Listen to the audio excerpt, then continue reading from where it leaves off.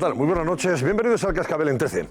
Es muy probable que mañana la audiencia de Palma comunique a Iñaki Urdangarín su ingreso en prisión inmediata tras conocerse la sentencia del Tribunal Supremo, que ha confirmado con algunas rebajas, 5 meses menos, por ejemplo, en el caso de Iñaki Urdangarín, las condenas que ya impuso la citada audiencia en el caso Nos.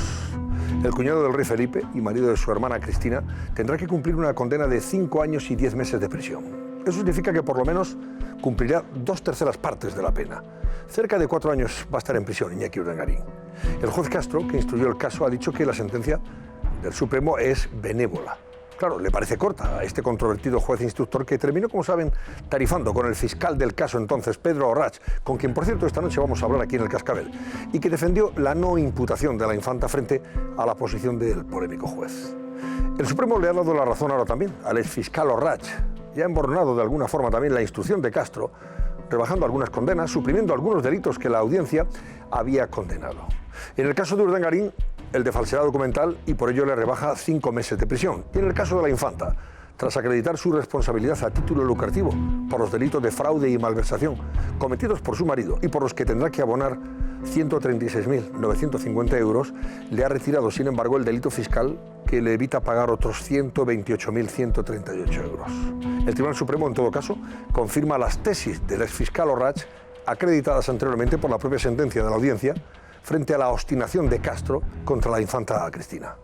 Por más que se empeñen los Castro de turno, el Tribunal Supremo ha cerrado el caso Nos, demostrando con su decisión que la justicia española no entiende de influencias ni de vínculos familiares, aunque estos alcancen a la familia real. Urdangarín se aprovechó de su condición de marido de una infanta y yerno del rey entonces para hacer negocios y enriquecerse ilegalmente, como acredita la sentencia, por lo que tendrá que cumplir una condena de cárcel como cualquier otro ciudadano que hubiera incurrido en los mismos ilícitos penales.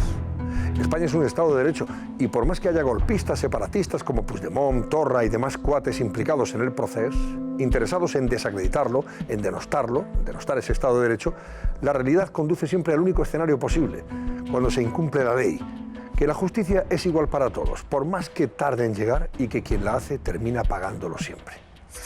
En fin, sobre este asunto vamos a plantearles esta noche también el barómetro. Laura Gómez, buenas noches. ¿Qué tal, Antonio? Pues precisamente de esa condena que hemos conocido hoy de Iñaki Urdangarín preguntamos a nuestros espectadores en nuestro barómetro. ¿Les parece adecuada la condena del Supremo de casi 6 años de prisión para Urdangarín? Pues como siempre, marquen el 905-855-001 si les parece bien esta condena, y si por el contrario no están muy de acuerdo con la decisión del Supremo, marquen el 905-855-002. Estamos activos también en redes sociales, en Twitter. Recuerden que somos @elcascabel13. Y para seguir comentando el análisis del programa de hoy, utilicen el hashtag #elcascabel12j. Sobre la resolución del Supremo, sobre esa sentencia del Supremo y sobre el caso en sí, el caso Nos, vamos a hablar con una de las personas que probablemente esté más acreditada para hablar del mismo, puesto que fue el fiscal que investigó el caso. Me refiero a Pedro Orrach, exfiscal ahora mismo, ahora ya letrado, además está en Madrid, coincidiendo con la presentación de un libro del que él es precisamente protagonista. El hombre, el fiscal que dio jaque a la corrupción. Un libro escrito por una compañera de Antena 3, Televisión en Baleares, sobre el que hablaremos también esta noche. Susana Ollero, buenas noches. Buenas noches, Antonio. Pues sí, atención, porque vamos a entrevistar en nuestro programa en directo al fiscal que sentó en el banquillo a Iñaki Urdangarín y a la infanta Cristina por el caso Nos. Además, como muy bien decías hoy, se pone a la venta un libro del que es protagonista, titulado Pedro Orrach, el fiscal que puso en jaque a la corrupción. Y en esa entrevista le vamos a preguntar las cuestiones claves en el día de hoy. ¿Qué le parece esa condena de prisión impuesta a Iñaki Urdangarín y la multa reducida de la infanta Cristina? Y aún es más, ¿cómo se lleva actualmente con el juez Castro después de que el proceso judicial les distanciara? Pues las respuestas a todas estas preguntas en solo unos minutos aquí en directo en el Cascabel. No se muevan. Más temas que esta noche hablaremos y comentaremos en el Cascabel. Por ejemplo, la situación de esos 629 inmigrantes a bordo del Aquarius que se van a repartir en otros buques con el fin de recalar el sábado probablemente en el puerto de Valencia, donde se está preparando todo para recibirles y a partir de ahí, en fin, procurarles una situación que de luego no va a tener nada que ver con el drama que han sufrido en sus países y sobre todo en el Mediterráneo. Vean. Valencia se prepara para recibir a los 629 inmigrantes del buque Aquarius. Su cardenal arzobispo Antonio Cañizares ofrece todos los recursos de la Iglesia en Valencia para cubrir las necesidades básicas de estas personas y facilitar su integración en nuestro país. ¿Cómo se va a producir el traslado? ¿Hay que reformular la política migratoria europea? A continuación, la última hora de la crisis humanitaria del buque Aquarius en el Cascabel. Pedro Sánchez recibe mañana en Moncloa a patronal y sindicatos. 3 ejes marcarán el encuentro: pacto salarial, pensiones y reforma laboral. ¿Qué se va a decidir? ¿Subirán los sueldos y las pensiones a través de un incremento de los impuestos? ¿Aceptarán la patronal y Bruselas la derogación de la reforma laboral? En unos minutos, todas las claves con Carlos Cuesta. Estamos a punto de vivir el último episodio de una larga agonía, la de la Casa Real con el caso Nos. Agonía judicial y familiar. Sus protagonistas, Iñaki Urdangarín, Cristina de Borbón, el Instituto Nos, una asociación sin ánimo de lucro, y cerca de 6 millones de euros de dinero público desviados por el yerno del rey don Juan Carlos y su socio, Diego Torres. Hoy, 12 de junio de 2018, conocemos la condena contra Urdangarín. 5 años y 10 meses de cárcel, acusado de prevaricación, malversación, fraude a la administración, 2 delitos fiscales y tráfico de influencias. Iñaki Urdangarín entrará en prisión en las próximas horas o días. 2 cárceles son las que se barajan para el cuñado del rey: la de Zaballa, en Álava, ocupada por presos arrepentidos de ETA, y la de Menorca, prisión muy pequeña y nada conflictiva. Pero todo comienza hace ya 10 años, con el caso Palma Arena, donde es condenado Jaume Matas, entonces presidente de Baleares, y del que en 2010 se abre una pieza separada. 744 folios contra el Instituto Nos, Iñaki Urdangarín y Diego Torres. Comienza entonces el momento más duro para el que hasta entonces había sido el yerno perfecto. Zarzuela toma la primera drástica decisión. Ante lo que se viene encima, le aparta de todos los actos oficiales por su comportamiento no ejemplar. Ni una sola imagen como esta hemos podido ver desde entonces. Cristina, Urdangarín y sus hijos deciden mudarse a Washington para alejarse de la polémica. El caso no se explota. En 2011 Urdangarín es imputado y 2 años después somos testigos de la histórica imputación de la infanta Cristina. Y se sucede esta imagen, repetida en todas las televisiones. Es la cuesta de los juzgados de Palma que lleva a Urdangarín a los infiernos. Esto hoy, para demostrar mi inocencia. Por primera vez vemos a miembros de la familia real sentados en el banquillo. Se trataba de ningún peaje, de ninguna comisión. En marzo de 2016, la hermana del rey Felipe VI se sienta también ante el juez. Sí, sé que se le imputan esos delitos. Pero la revolución en la monarquía había comenzado 2 años antes. En 2014 su padre, el rey don Juan Carlos, abdica y su hermano, el rey Felipe VI. Le toca tomar en su primer año de reinado la decisión más complicada: revocar a su hermana el ducado. Cristina de Borbón e Iñaki Urdangarín dejan de ser duques de Palma. También les aparta de la imagen familiar de la monarquía, que reduce a las figuras del rey, la reina, las infantas y los reyes eméritos.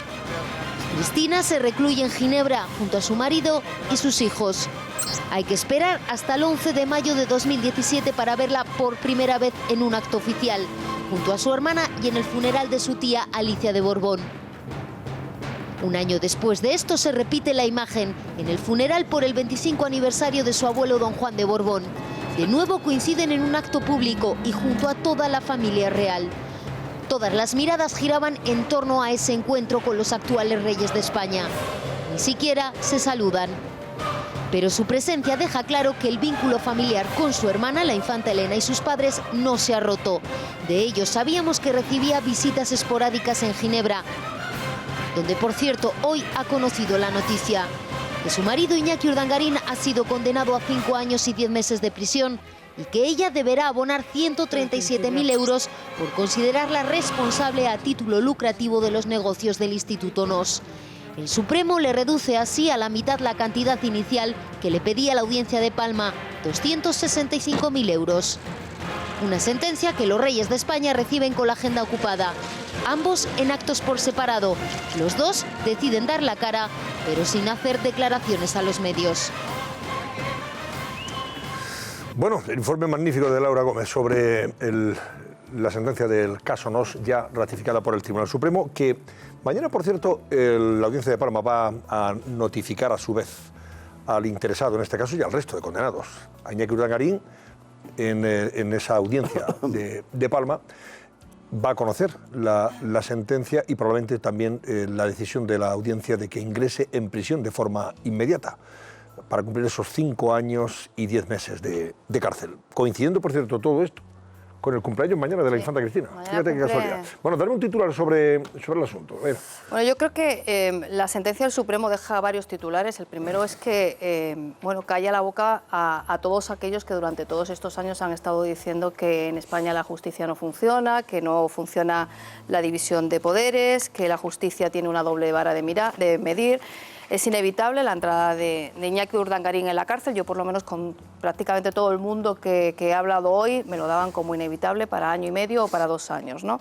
Con lo cual, bueno, pues es una noticia, indicio de que la justicia efectivamente funciona y que aquí quien la hace la paga. El segundo titular es el desgaste inevitable que se va a producir en la imagen de la monarquía.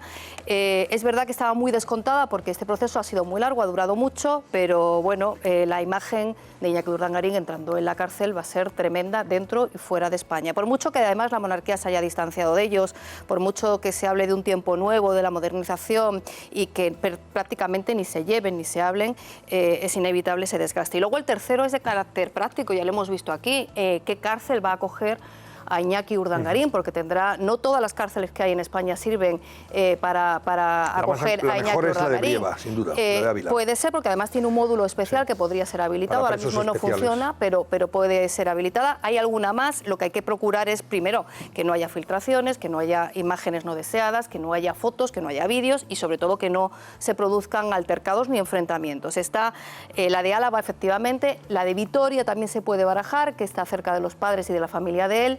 Y se baraja también la de Menorca y la de Brieva. Se ha medio descartado la de Badajoz, que no sé si recordáis que se barajaba la idea de que la infanta pudiera mudarse a Portugal para estar cerca de Badajoz, pero parece que es una cárcel bastante conflictiva. Tiene que tener un módulo de respeto, en fin, que vamos a ver qué es lo que sucede y cómo afecta a la vida de Cristina de Borbón. El encarcelamiento de su marido, si siguen en Suiza, si se mudan a otro país, si va a estar más cerca de su marido. En fin. Los juristas consultados al respecto sostienen que por lo menos una sentencia de esta naturaleza y de ese alcance, por lo menos te obliga a cumplir 1 año y medio, 2 terceras partes. Sí. No, 2 terceras partes estaríamos hablando de cerca de 4 años, entre unas cosas y otras. No. Lo que pasa es que los últimos, a lo mejor, el último año, pues sería a lo mejor en régimen abierto, todo lo que tú quieras, pero la condena se cumple... El régimen abierto llegaría aproximadamente a partir del año y medio, 2, ¿no? Año y medio, por eso digo, sí. A ver, opiniones sobre el tema. Sí. Justicia, la noticia es que se ha hecho justicia, aunque tardía, sin lugar a duda. 8 años, esto, 8 años. No, esto empezó... La primera vez que saltó fueron 12. Déjame que te diga que hace 12 años saltó la historia esta, con lo cual... Hemos esperado algún tiempo para que se haga justicia, hay que reconocerlo, pero es justicia al fin en algo que parecía inimaginable hace 10 años, que un miembro, entonces miembro de la familia real, un yerno del rey, pudiera ingresar en la cárcel acusado de malversación de fondos, de un montón de delitos que son los que le van a llevar finalmente a prisión. A mí me queda siempre la duda de por qué nunca aparece el dinero. Estamos hablando de, ¿cuánto ha dicho Laura? 6 millones, 8 millones de euros, 8 millones de euros. ¿Y cuánto va a volver a las arcas públicas? Una cantidad mínima. Y esto es así. O sea, a nosotros lo que nos gusta, aparte de que se haga justicia, es que los dineros que han sido, digamos, desviados de dineros públicos, malversados, vuelvan a las arcas públicas. Eso casi nunca lo vemos y eso es también parte de la justicia que no se cumple. Por lo demás, el tema de la cárcel, entiendo que al final tiene la opción, en principio tiene la opción de presentarse a la cárcel que quiera, pero no siempre le pueden decir perfectamente que ahí no, que en esa no, que le pueden trasladar a otra y tal. Pero a mí lo que me dice alguien que ha estado que lo mejor son las cárceles grandes, no las pequeñas, porque son las que tienen módulos de respeto, las que tienen mejores instalaciones, las más modernas, las más modernas, en fin. Pero sí que creo que influirá el hecho de que la infanta querrá verle y por tanto supongo que se trasladará. Decían que si se trasladaba a Lisboa y hablaban de Badajoz, no sé en qué habrá quedado eso. Se habló también de la cárcel. Badajoz tiene muchos enfrentamientos internos. Sí, además es complicado. Creo que poco recomendable, pero bueno, se habló de esto. La de Vitoria es muy moderna, por ejemplo. Es del 2011, la de Vitoria Brieva es muy moderna. Es una de las que también aparecía. En fin, sí, porque no estuvo, al final, estuvo Roldán, ahí cumplió sus 10 años al final yo creo que cárcel, se dejará recomendar y creo que algunos canales tienen para saber dónde mejor puede pasar este tiempo, que yo creo que al final, pues es verdad que con los beneficios penitenciarios, pues ya veremos en qué queda, en cuándo empieza a salir de fin de semana y luego ya cuándo va a dormir solo, en fin, todo esto, no sé. Ojalá, Ángel, este asunto, digamos, transmita como poco la imagen de un país donde se hace justicia, que ya eso es una buena... Pero yo creo que es muy en ese sentido no hay ninguna duda, ¿no? Este es un Estado de Derecho y es verdad, y hay que admitir que aquí el que la hace la paga.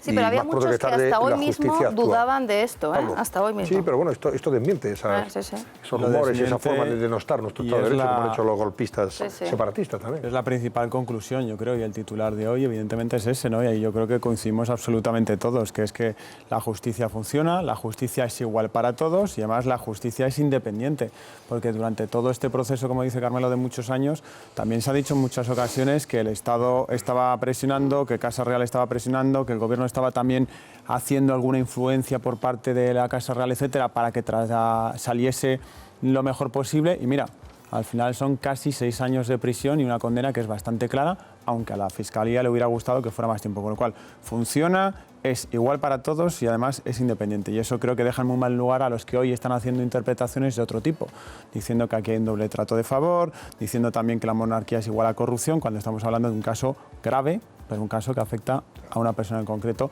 que es cercana a la familia real, o que es familia del rey, como dice ahora, por cierto, Zarzuela, pero no forma parte ya de la Casa Real. Familia política, ¿no? Y luego yo creo que hay otra idea interesante y luego una opinión, si me permitís. En segundo lugar, decía Fátima lo de la imagen de la monarquía. Yo ahí discrepo un poco en que la imagen de la monarquía se vaya a ver mucho más dañada de lo que ya ha sufrido durante todos estos años. Está amortizado ya. La erosión ha sido muy fuerte. La imagen de Urdangarín fue muy fuerte. Prisión, pero la imagen fue, yo creo, muy dura y sobre todo en la sociedad caló cuando se produjeron especialmente la instrucción, cuando tuvieron que declarar, pues por supuesto la imagen del juicio. Ahora volverá a caer, evidentemente, sufrirá un bache importante, pero yo creo que ahí los actuales reyes de España han sabido distanciarse. El anterior rey, recordemos, fue el padre, el rey Juan Carlos, quien tomó la decisión hace ya bastantes años, creo que en 2011, de apartar a Iñaki Urdangarín y a su propia hija de lo que se consideraba la familia real directamente, con lo cual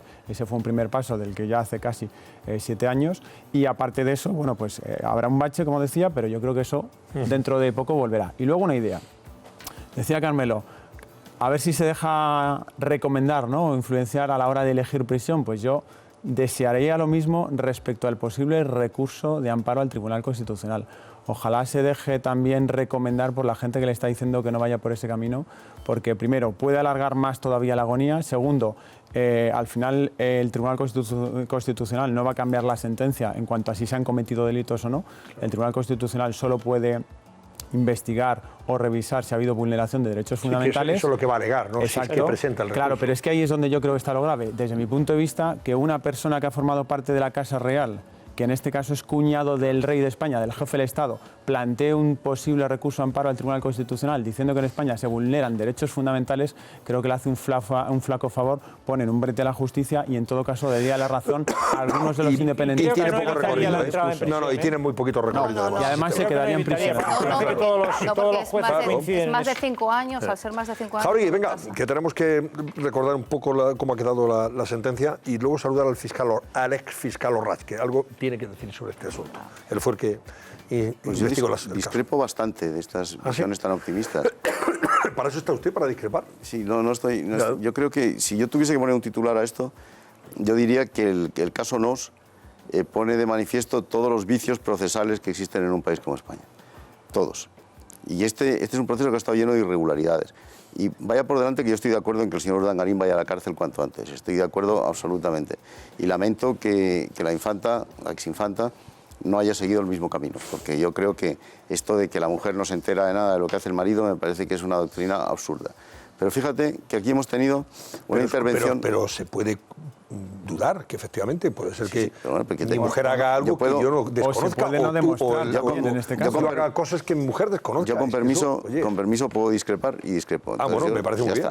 Y aquí hemos tenido, fijaos que hemos tenido la intervención nada menos que de manos limpias, que ha sido la acusación.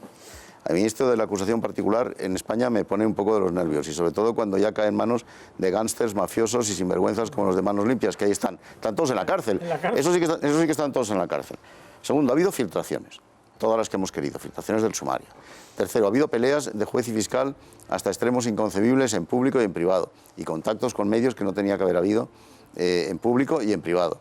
Yo creo que esto demuestra claramente que debe ser el fiscal quien instruya los casos y no el juez.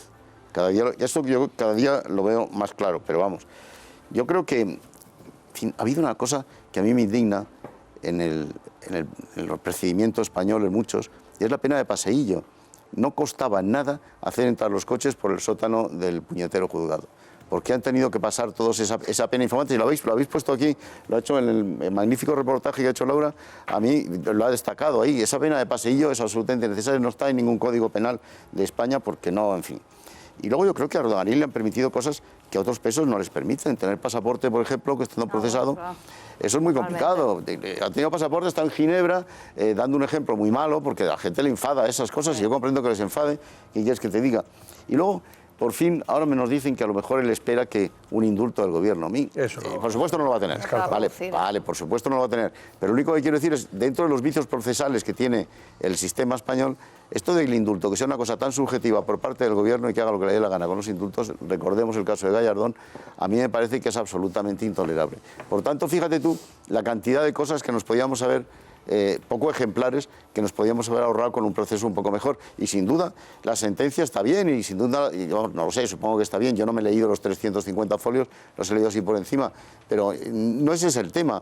El tema es que el proceso ha estado lleno de irregularidades y, por tanto, a mí no me parece que la justicia española sea ejemplar. Lo siento mucho, bueno, Fátima. Vamos a ver. José Luis Pérez, recuérdanos el Supremo que sentencia sobre lo que ya había sentenciado la audiencia de Palma. Porque le rebaja 5 meses a Urdangarín y probablemente la rebaja mayor que ha sido la de Diego Torres, su socio, que a 2 años y pico le han rebajado. Vamos a ver caso por caso de los más llamativos y teniendo en cuenta que esa sentencia del Supremo son más de 350 folios. Pero la comparación de la pena que le ha impuesto el Tribunal Supremo con la Audiencia Provincial de Baleares. Esos 5 meses, poco más de 5 meses, de esa condena inicial de 6 años y 3 meses a la final de 5 años y 10 meses contra Urdangarín. ¿Por qué? Aquí obedece esa ligera rebaja. Vamos a repasar los delitos y entenderemos ahí el porqué esos meses de menos para el Supremo.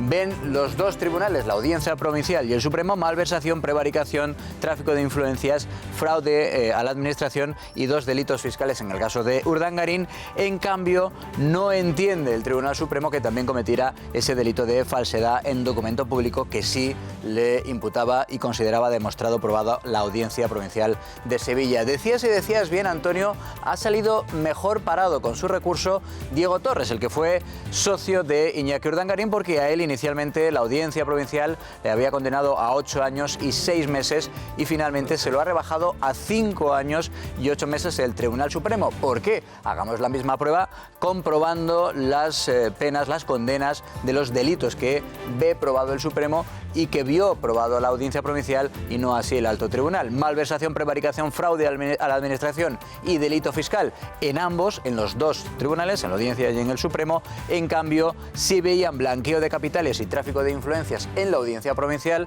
de Baleares, no así en el Tribunal Supremo. Por cierto que no hemos visto todavía, después de conocerse la sentencia, a Iñaki Urdangarín, pero sí a él, sí a Diego Torres, quien lógicamente no tenía muchas ganas de opinar en torno a la decisión final del Tribunal Supremo.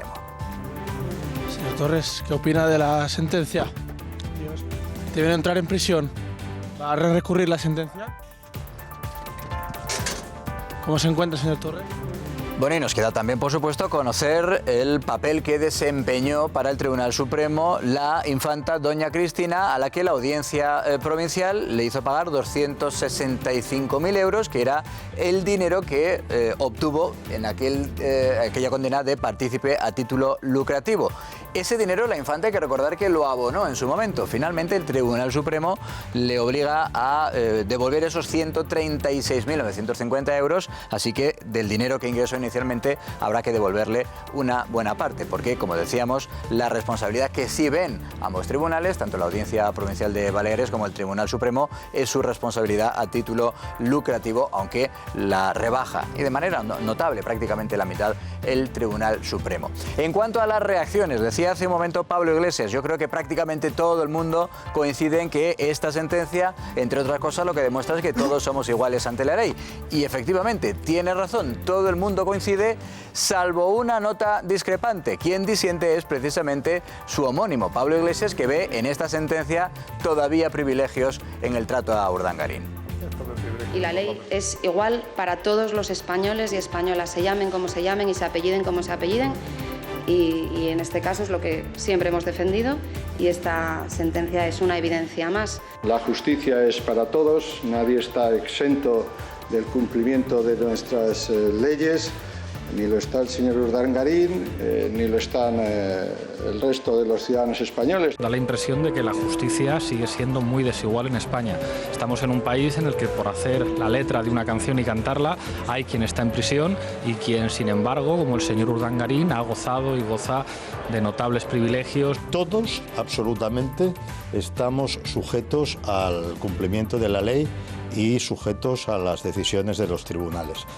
Bueno, os estabais haciendo en el análisis dos preguntas. ¿Cuándo ingresará en prisión y cuánto tiempo se prevé que permanezca en la cárcel? Vamos a ver si somos capaces de responderlo. ¿Cuándo ingresará en prisión? A la primera pregunta lo que sabemos es que está citado mañana en la Audiencia Provincial de Palma y que en principio él tiene que acudir personalmente a recoger esa citación, esa orden de ingreso en prisión. Es decir, que se le verá, como en el reportaje magnífico de Laura, hacer en principio el paseillo de la ya famosa cuesta de la Audiencia Provincial de Mallorca. El plazo habitual de ingreso en prisión en este tipo de casos es 5 días. Puede tener hasta 15, pero lo normal es que tenga unos 5 días. ¿De qué opciones dispone? Que también las habéis manejado para tratar de retrasar en el tiempo, al menos retrasar en el tiempo, su ingreso en prisión. Puede plantear un recurso de amparo ante el Tribunal Constitucional, que si se da ese caso sería quien decide si suspende la entrada en prisión hasta que haya una resolución a ese recurso,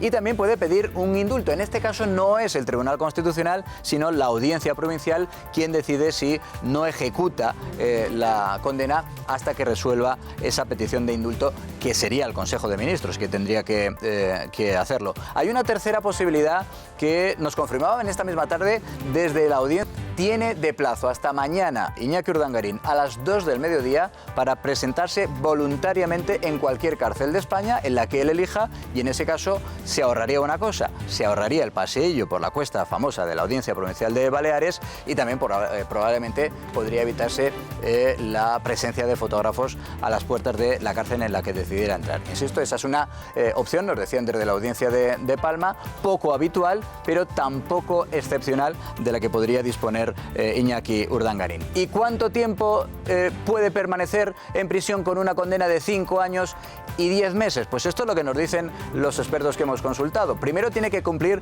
una cuarta parte de la condena para empezar a solicitar algún tipo de permiso penitenciario, permiso carcelario. No lo puede hacer, por tanto, antes de haber cumplido esa cuarta parte de la condena. Y también lo apuntabais, tiene que esperar al menos 3 años de los 5 a los que ha sido condenado para poder obtener un tercer grado, el régimen abierto, es decir, poder salir de la cárcel y acudir, por ejemplo, a prisión solo para dormir. Esa es Por tanto, la previsión del tiempo que puede pasar en la cárcel Iñaki Urdangarín. Decíamos, lo habitual, el escenario más probable es que en el plazo de unos 5 días, con esa condena y ese tipo delictivo que ve el Supremo y que veía la Audiencia Provincial, es que ingrese en prisión prácticamente de inmediato, en el plazo de tan solo unos días. De hecho, les decía al principio del programa, las asociaciones profesionales de la magistratura suelen coincidir en pocas cosas. En eso sí coinciden, tanto Jueces para la Democracia como la Asociación Profesional de la Magistratura insisten en que lo más probable es que Iñaki Urdangarín se vea abocado a ingresar en la cárcel en cuestión de días. Bueno, en principio podría ser inmediato, lo que es de suponer que la Audiencia Provincial de Palma de Mallorca, que es la encargada de ejecutar la sentencia, lo que hará será una vistilla en la cual estarán las partes y podrán alegar lo que a su derecho convenga. Una condena de pena de prisión superior a 5 años normalmente comporta el ingreso en breve, en muy breve, en prisión. Bueno, voy a saludar a Fernando Rayón, que es experto en Casa Real, y antes de que entre en la linterna para informar a los oyentes de la linterna de la COPE sobre las noticias más destacadas de los periódicos, quiero que Fernando, buenas noches. Muy buenas noches, Antonio. Nos cuentes cómo se ha vivido todo esto, hasta donde sabes y conoces, en el ambiente de la Casa Real, claro. Cómo se ha recibido la noticia, dicen que no, lógicamente es la justicia, etc., pero ¿qué pálpito tienes? ¿Qué impresiones ha recogido? Bueno, lo has dicho, han hecho una declaración bastante sencilla, diciendo que siempre se respetan, pero al margen de eso hemos visto unas imágenes de la infanta doña Cristina de Ginebra. La hemos visto muy seria, ella siempre cuando las cámaras están delante sonríe, saluda, no ha saludado, la mirada baja, el gesto serio. Yo creo que era consciente de lo que se viene encima precisamente a su esposo Iñaki Urdangarín. Y luego el silencio de los demás miembros de la familia real. Doña Sofía está bastante afectada. Pensaban que quizá en algún momento, por lo menos, podía resolverse esto de otra manera, que la sentencia iba a ser más benévola. No lo ha sido. La sentencia ha confirmado, como habéis dicho una y otra vez, lo que había dicho ya la Audiencia de Palma de Mallorca, pero el ambiente que hay ahora mismo es que seguramente no hay posibilidad más que de pedir un indulto o acudir al Constitucional, pero la cárcel parece cercana y realmente sería la primera vez en los últimos tiempos que un miembro de la familia real española va a la cárcel. No se tienen precedentes, no se conocen destierros, se conocen otras situaciones, pero penas de cárcel nunca. Bueno, esto me imagino que obligará a la infanta Cristina a trasladarse a España, lógicamente, ella y sus hijos, desde Ginebra, ¿no? Y sobre todo al lugar donde más próximo al penal o prisión que al final elija el propio Urdangarín para cumplir esta condena. Si leéis los periódicos catalanes, alguno de ellos insinúa que la cárcel podría estar en Barcelona, en Cataluña. Yo creo que es más lógico y natural por la familia Iñaki Urdangarín que pueda ser en Vitoria, pero eso lo vamos a ver en los próximos días. Naturalmente, como has dicho, la infanta Cristina se trasladará aquí, no sabemos si también con sus hijos, pero la lógica es aplastante y veremos esa imagen, en algún momento la veremos seguramente, de la infanta doña Cristina acudiendo a una cárcel a visitar a su esposo. Claro, será algo que nos acostumbremos por lo menos en los próximos 2 o 3 años, efectivamente. Bueno, Fernando, muchísimas gracias. Un abrazo. Fernando Rayón, gracias. Gracias a vosotros. Buenas noches. Bueno, pues, en fin, este es el asunto. Me ha llamado la atención lo de tu tocayo, Pablo Iglesias. Sí, siempre con lo de los privilegios. Por eso lo decía yo. Alguna vez podrían mirarse a sí mismos, pero es que hay una declaración... Como los casoplones que algunos tienen ya, hay que fastidiarse. Ya nos gustaría tener algunos en la casa que van a dentro de ese testimonio hemos escuchado lo de los privilegios, pero a mí me parece aún más grave la otra parte en la que directamente lo que hace es vincular corrupción y monarquía, por un caso concreto en el que además precisamente la infanta Cristina en este caso es condenada a título lucrativo porque no se ha conseguido probar ni demostrar que ella estuviera implicada. Y en segundo lugar, la Casa Real en su momento contó, y hubo altas instituciones de la Casa Real precisamente que explicaron que durante el año 2006, cuando ya empezaba a verse cómo funcionaba el Instituto Donos, a Iñaki Urdangarín se le había aconsejado salir de ahí, con lo cual, digamos que durante el juicio se plasmaron algunos detalles de que la Casa Real no estaba implicada y aún así hoy, 12 años después, se insiste en que hay un vínculo directo entre monarquía y corrupción. Y eso no es ser fiel a la verdad ni a la sentencia. Eso lo que busca es una pretensión política de derribar el Estado actual, el sistema monárquico parlamentario que tenemos actualmente, para construir otro sistema nuevo que es el que quiere construir Podemos. De todas maneras, déjame decir una cosa, Antonio, con respecto a una cosa que tú has dicho, bueno, que has dicho tú, que ha dicho Fernando Rayón. Hombre, tenemos que acostumbrarnos al espectáculo de ver cómo la infanta va a visitar a Iñaki Urdangarín. No tenemos que acostumbrarnos a ese espectáculo. Será una imagen que probablemente nos acostumbremos esa imagen dentro de la normalidad o naturalidad. Déjame terminar. Alguien que va a visitar a su marido. Déjame terminar. Esa imagen no debe producirse nunca. Mira, yo al señor Urdangarín no le tengo ninguna simpatía, me parece muy bien que vaya a la cárcel, es obligado que vaya a la cárcel. Pero te voy a decir una cosa, es que en España nos debemos acostumbrar a terminar de una vez con la pena infamante, con la pena del paseillo. Luego es verdad que deberíamos acabar con ella. Pero ¿por qué tenemos que sacar la imagen de una señora yendo a visitar a su marido a la cárcel? ¿Por qué? Porque esa persona es conocida. O sea, va a tener que pagar un precio suplementario. Es que me parece intolerable, y no lo digo por Urdangarín, lo digo porque en España es que estamos todos los días cayendo en la pena de telediario, de paseillo, infamante, lo que tú quieras. Y es que España debe ser un país garantista y no lo somos. Entonces, yo no quiero que la infanta vaya... Estoy totalmente de acuerdo contigo. Yo quiero que le vaya puede evitar, lo que no quiero es que haya una riada de fotógrafos avisados previamente, mientras la exinfanta, entra por la puerta y le va a recibir. ¿Y qué tal encuentra a su marido? Es que eso me parece que debe ser absolutamente vital. Sí, puede que me encantaría que se evitase. Pero, o sea, lo deseable es que se evitara. Yo tampoco estoy a favor de la pena infamante, pero pierde toda esperanza. Claro. Pues no lo quiero perder y pienso decirlo aquí hasta que me canse. No tengas duda, Fernando, pues me quedaré ronco, al final, pues esa imagen de la infanta entrando en prisión para un vis a vis con su marido se va a buscar, y que informativamente, pues lógicamente tiene atractivo, esto está claro, porque no creo que se resista a ningún medio a perseguirla. Es perfectamente evitable, Carmelo, y tú lo sabes muy bien. Entras en el coche a la cárcel, no avisas cuándo va cuando le da la gana, sale en el coche lo mismo. Por eso es importante la cárcel donde termine, y por eso se está evaluando muy bien, y hay desde el punto de vista de la seguridad y todo eso, claro, cuál es la cárcel donde va a ir y si va a estar más o menos aislada, que eso es otro punto importante, el aislamiento de la prisión. Vamos a hacer una pausa, que enseguida saludamos a Pedro Rach, exfiscal del caso Nos, Pedro Rach, que precisamente está hoy en Madrid, coincidiendo con no ha habido presentación, pero sí la salida a la venta de un libro que protagoniza él y que ha escrito una compañera, Ana Martínez Aguirre, compañera de Antena 3 en Baleares, y que ha titulado Pedro Rach, el fiscal que puso en jaque a la corrupción.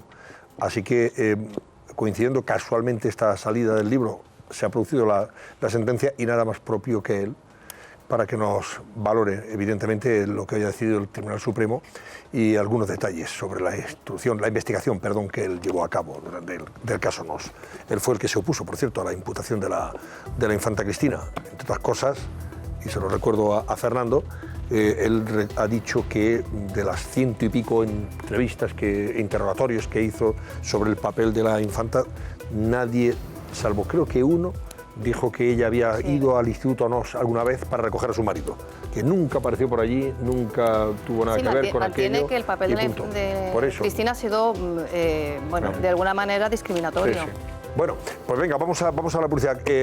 Susana Ollero, ¿dónde estás? Ya te veo allí. A ver, ¿qué nos cuentas? Ya sabes, un radar para evitar que nos metan la mano en el bolsillo. Si van a salir a la carretera, vayan con el F-15. Adelante, cuéntanos.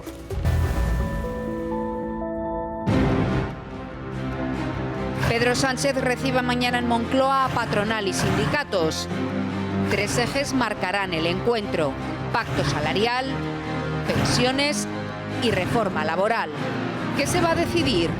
¿Subirán los sueldos y las pensiones a través de un incremento de los impuestos? ¿Aceptarán la patronal y Bruselas la derogación de la reforma laboral? En unos minutos, todas las claves con Carlos Cuesta. La sentencia del Tribunal Supremo que condena a Iñaki Urdangarín está presente a toda plana en los periódicos de mañana. Luego leeremos, lógicamente, esas portadas y daremos sus titulares. Pero antes vamos a charlar con Pedro Rach. Pedro Rach fue el fiscal del caso Nos, el hombre que investigó el caso Nos durante muchos años, y casualmente hoy está en Madrid porque ha salido a la venta hoy en Madrid un libro que ha escrito la periodista Ana Martínez Aguirre sobre sus casos investigados, sobre su forma de actuar contra la corrupción, y precisamente lo ha titulado Pedro Rach, el fiscal que puso en jaque a la corrupción. y de todos los casos, lógicamente, que aquí incluye en este libro, de los que ha investigado Orrach, el más sustancioso, el más importante, es sin duda el caso Nos. Así que vamos a saludar al señor Orrach para que nos diga qué le parece o cómo valora la sentencia del Supremo. Don Pedro Orrach, muy buenas noches. Señor Orrach, muy buenas noches. Hola, buenas noches, ¿cómo está? Bueno, pues encantado de saludarle. Díganos, ¿cómo valora? Casualmente, hombre, hemos conocido esta sentencia del Tribunal Supremo sobre el caso Nos, coincidiendo con la publicación de este libro, que usted es protagonista, Pedro Orrach, el fiscal que puso en jaque a la corrupción. Después nos referiremos a él, pero antes, dígame cómo valora usted esta decisión del Supremo, que ha rebajado, eso sí, en 5 meses la condena a Iñaki Urdangarín. Tendrá que cumplir 5 años y 10 meses, concretamente, de cárcel.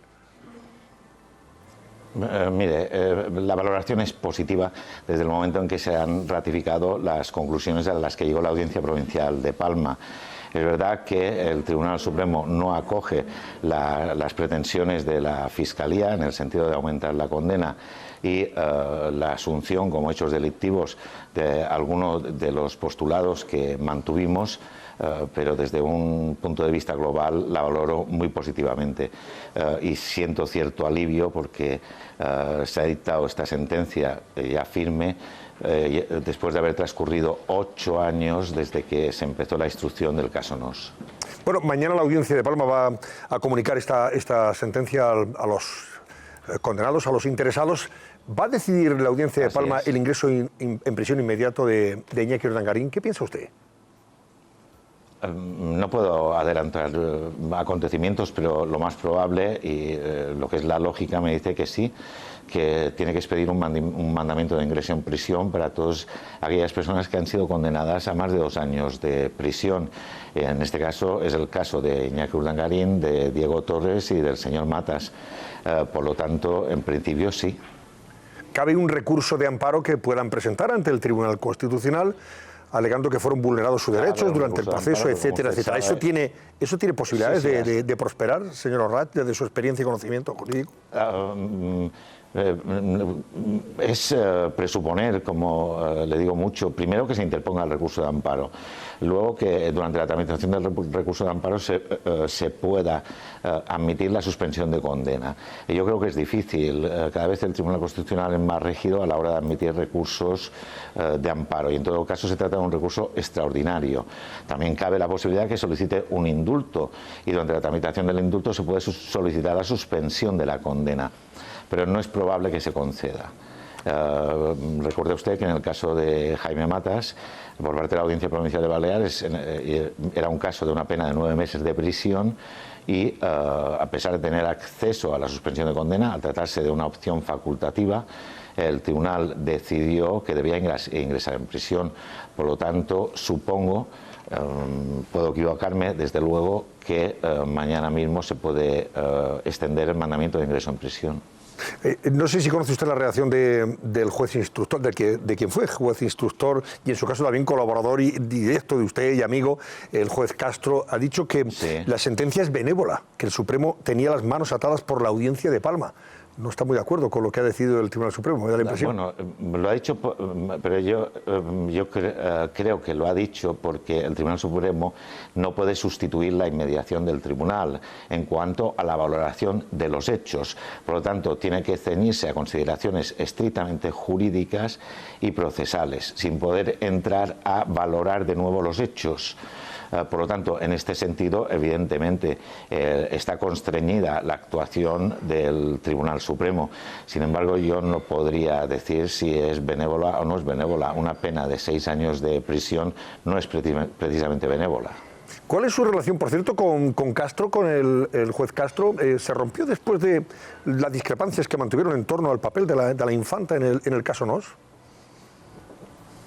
Así es, se rompió, ahora mismo es una relación inexistente, no existe tal relación, el trato siempre ha sido cordial a pesar de las diferencias que hemos mantenido y se rompió no por la diferente posición procesal que mantenimos uno y otro en cuanto a doña Cristina de Borbón, sino más bien en cuanto se puso en entredicho, incluso por parte del juez de instructor, que la actuación profesional tanto de la agencia tributaria como mía obedecía a motivos espurios.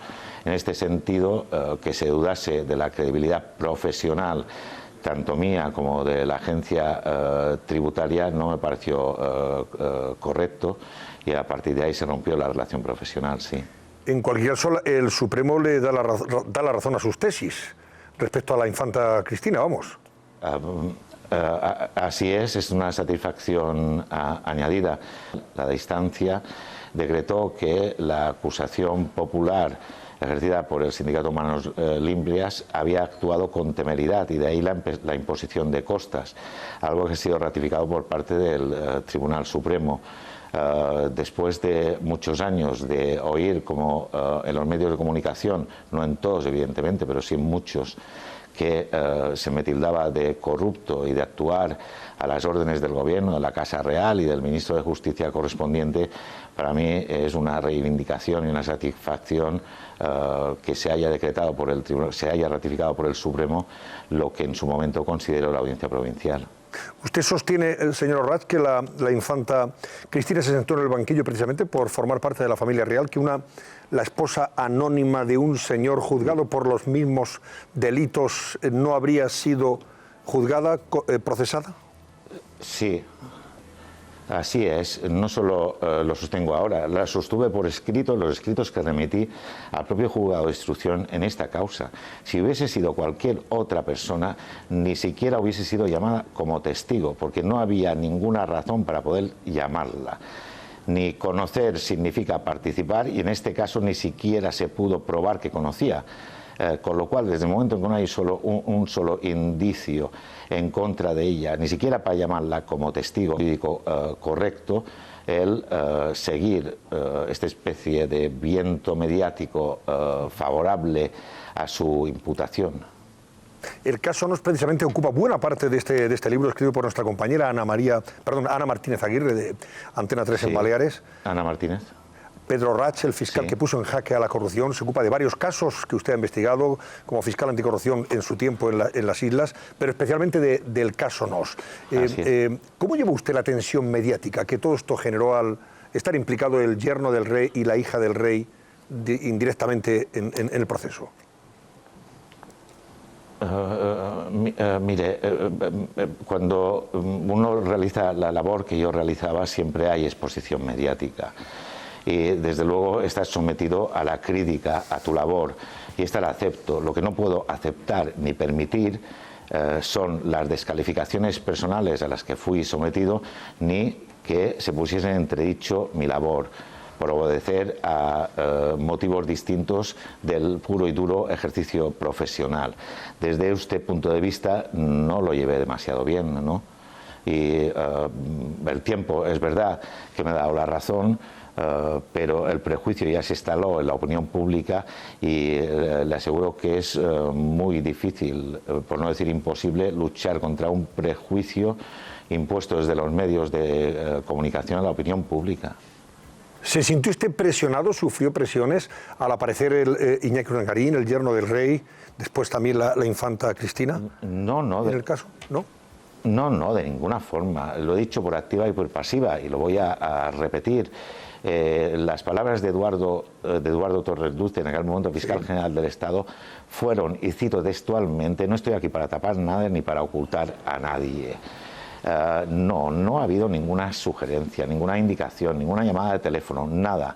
Los criterios profesionales que se han seguido durante esta causa han sido exclusivamente míos. Por lo tanto, mía es la responsabilidad relativa a ellos, y la asumo con los errores y los aciertos, de nadie más. Y cuando digo de nadie más es porque nadie se ha atrevido a insinuarme, ni siquiera a darme una orden. Desde luego, en el caso de que así hubiese sido, tenía medios suficientes para poder oponerme a una orden si la consideraba ilegal.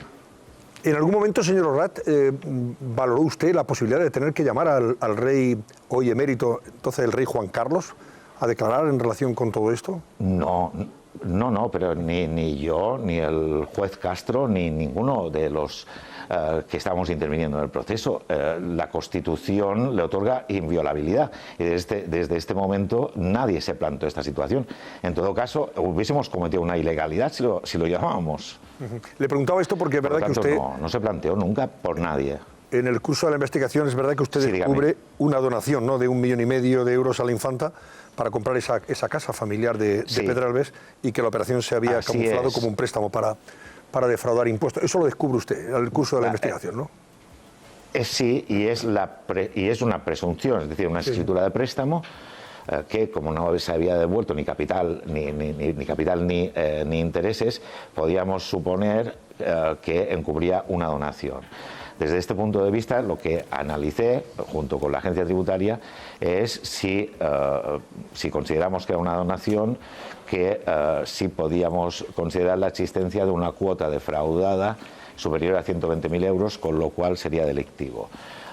Desde luego, el análisis de la agencia tributaria ofreció un análisis donde no existía cuota delictiva superior a 120.000, cuota defraudada superior a 120.000 euros, por lo tanto estaba en el ámbito de la infracción administrativa, por lo tanto no podíamos entrar por estar dentro de un proceso penal, y por otra parte habían transcurrido ya 7, 8, 9 años, no me acuerdo ahora en concreto de cuánto tiempo había transcurrido, pero lo que sí es cierto es que en todo caso hubiera estado prescrito. Bueno, ¿cómo pasa usted de ser el fiscal que puso en jaque a la corrupción a un abogado, defensor probablemente de personas que pudieran estar implicadas en caso de corrupción, ¿no? Así es, el tránsito no es sencillo, la verdad. Se necesita un tiempo. Hace un año que estoy en excedencia y aún estoy en este tránsito. Espero que finalice dentro de poco, pero me siento cómodo en mi nueva labor. Necesitaba ya un cambio de ciclo, un cambio profesional, y en ello estoy. ¿El dejar la Fiscalía es consecuencia precisamente de esa tensión con la que usted vive todo este proceso y el enfrentamiento incluso con alguien que había sido amigo y compañero, el juez instructor Castro, en ese momento? No es la causa principal, pero sí influyó, evidentemente.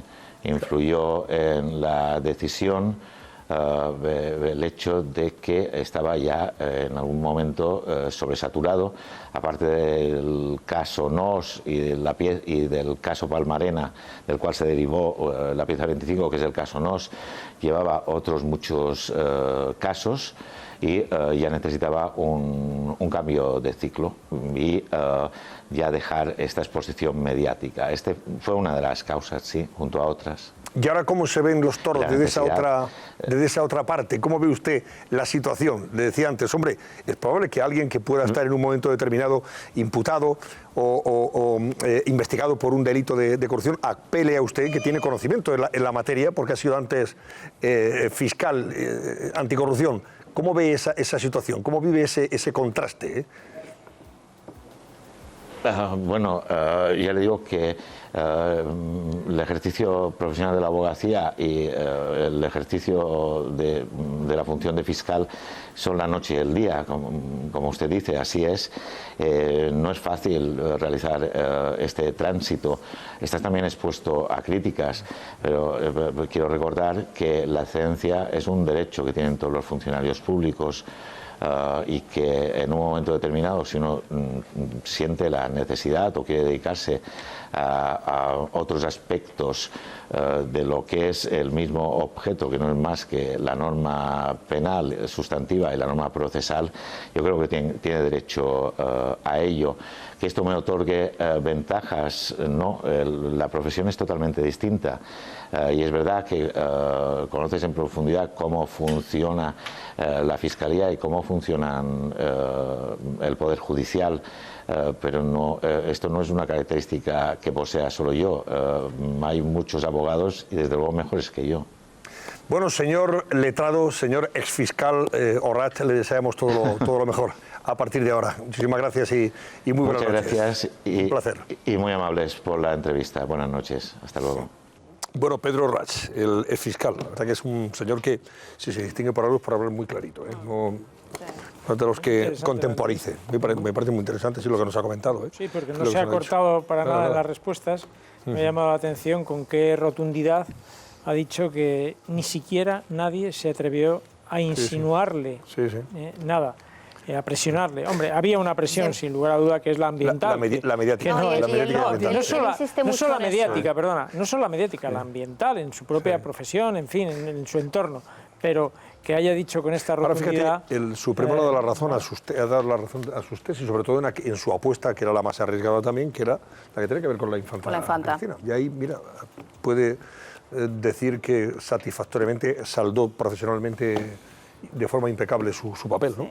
En ese sentido. Él siempre ha sostenido eso, que se prejuzgó a la infanta doña Cristina y que se la trató de una manera injusta a la hora de relacionarla con su marido y con ciertas firmas en el caso, ¿no? Y luego él también ha sostenido algo importante, y es que el rey podría haber estado afectado en el juicio de no haber sido por su carácter de inviolabilidad y sobre todo por el hecho de que prescribió el famoso préstamo ficticio que hizo a su hija, ¿no? De otra manera le hubiera afectado a don Juan Carlos.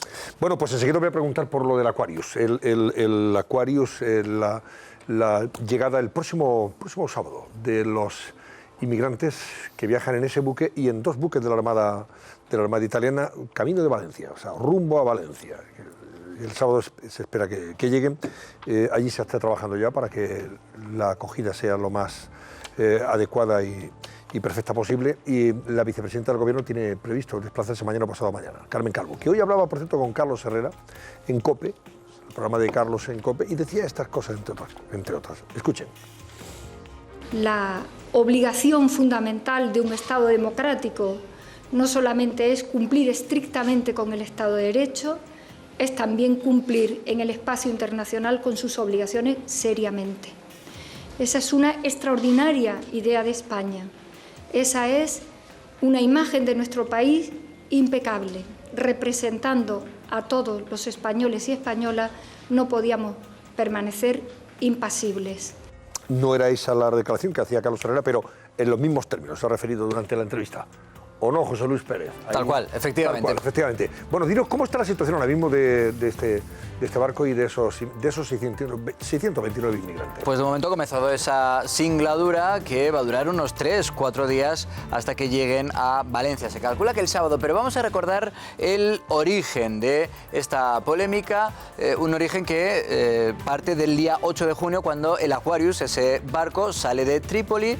El día 9 ya rescatan a esas 629 personas que viajan a bordo ahora mismo del Aquarius y de otros 2 buques de la Marina italiana. De hecho, ojo, los rescatan con la ayuda de la Marina italiana, que unos días después ordenan, unas horas después, ordenan la prohibición para ese barco para que pueda atracar en cualquier puerto, tanto de Italia como previamente había hecho lo mismo también Malta.